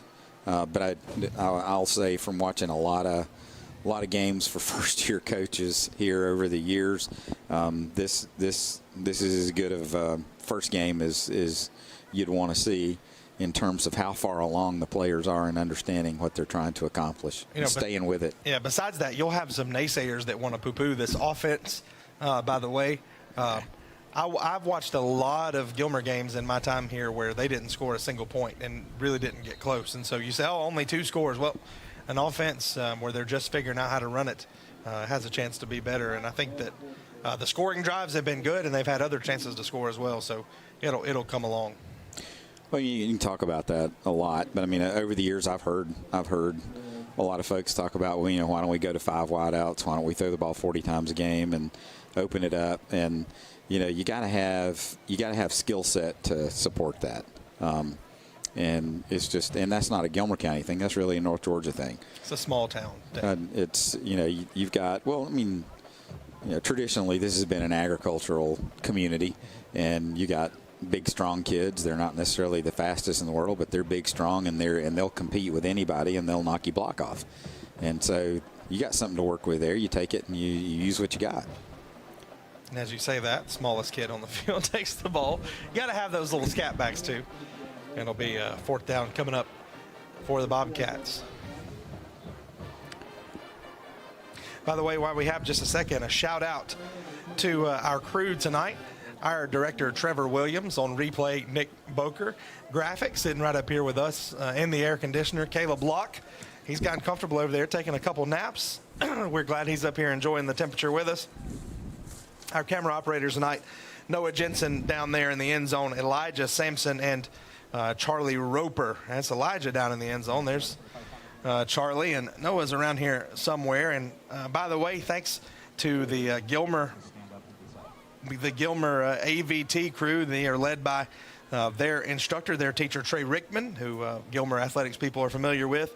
And tonight, his crew is Emily Chavez, Aleda Domingo, Diana Gomez, and JB Sanford. And so we appreciate them being here with us on a Thursday night. There is a litany of laundry on the field. Every yellow flag in Gilmer County is on the field right now. And I think no official has a flag left. I think you're going to have your. I think you're going to have a choice of. I think you're going to have a choice of which penalties you want to take. It's too bad you can't take multiple penalties. They'd be in their own end zone. Yeah, so we'll see what the officials come up here with. You can say what you want to about Greg Norton tonight. He's energetic on all his calls. He's happy to be here. So we got a block in the back. Wow, so I guess everybody just saw the same penalty. From 4 different angles. Good set of eyes out there. Multiple. But there's 35 ticks left on the clock. My guess is Ringgold with the 35-15 lead. Not going to crank it up and throw deep. They might. They're in the new victory formation, which is still the shotgun, but 2 backs flanking the quarterback. He'll take it and take a knee. And that should be all you got to have. Once the play clock's reset, it would take 40 seconds, so everybody can shake hands or salute each other or whatever we do these days of COVID. And this one's going to be in the books.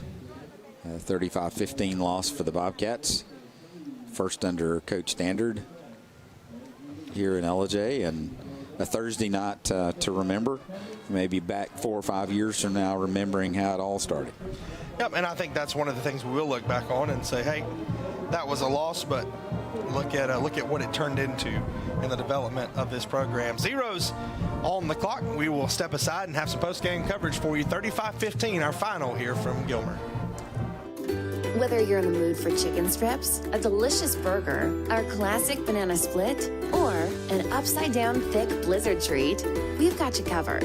Hot and fresh food every day, every time. And delicious DQ soft serve make the perfect pair at your favorite place. Not fast food, fan food fast. Your Blue Ridge, LJ, and Jasper Dairy Queens are your meet, eat, and treat headquarters. Thank you for choosing DQ. How may I serve you? Most of us are in touch with the internet in one way or another all day long. A fast, secure connection matters. It keeps us entertained, informed, in touch. ETC cares about your connection. We know strong, reliable internet with your choice of speeds makes life better. If you need an upgrade or just have a question, get in touch. Call or visit etcnow.com today. Years of dedication, sacrifice, desire. It's all come down to this one moment. Game day. Where only the strong survive, and the warrior with the best barbecue sauce always wins. Shane's Rib Shack, where every day is game day. Jeremy Green back here with Dell Land, the ETC post-game show. And Dell, I tell you what, so 35-15 our final. Let's talk about Ringgold for a minute. lot of talent there, a lot of seniors, and so they have an opportunity to be good. We saw a 55-yard touchdown pass. We saw a couple of quarterback runs. We saw a defensive touchdown, and so Ringgold, let's talk about them for a second. They have a chance to be really good this year. Yeah, they have a lot of good skill position players, better offensive and defensive line play than I would have suspected. So they're loaded. They've got a lot of talent. Still think they've got some issues to work out to be ready to compete in a very tough region that they have to compete in. But a great test for Gilmer because they're going to see some good teams down their schedule. I'm not sure how much better. There's not going to be a lot better teams that they'll face. They may face some that are as good, but this is a real good way to find out where you're at early. Yeah, the Cherokee Bluffs of the world will come calling, but as you mentioned, a tough start, and we don't know what Pickens is going to look like, but certainly maybe a tougher start than anticipated.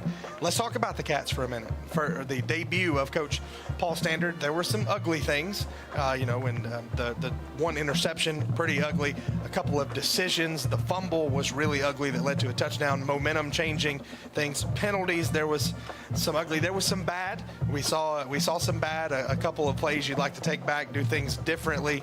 There was a lot of good, though. There was a lot more, for me, in my takeaway, a lot more space than I anticipated, especially with the Stone Cipher on the outside, plays that you thought might get stuffed. There's a little bit of room there. And so let's talk about some of the good things that we saw from Gilmer tonight. Yeah, so I was really impressed with the line play.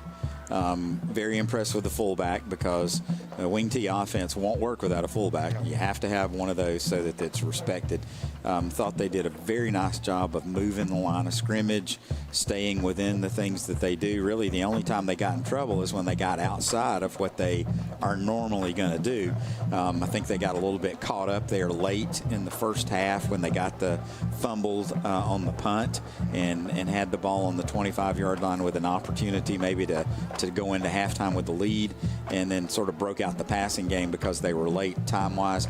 And, everything's about timing. If this game were 6 games deeper in the schedule, they've had more time to practice all those pass plays because it's not their primary offense. Things might look different, but, you can always have a lot of ifs.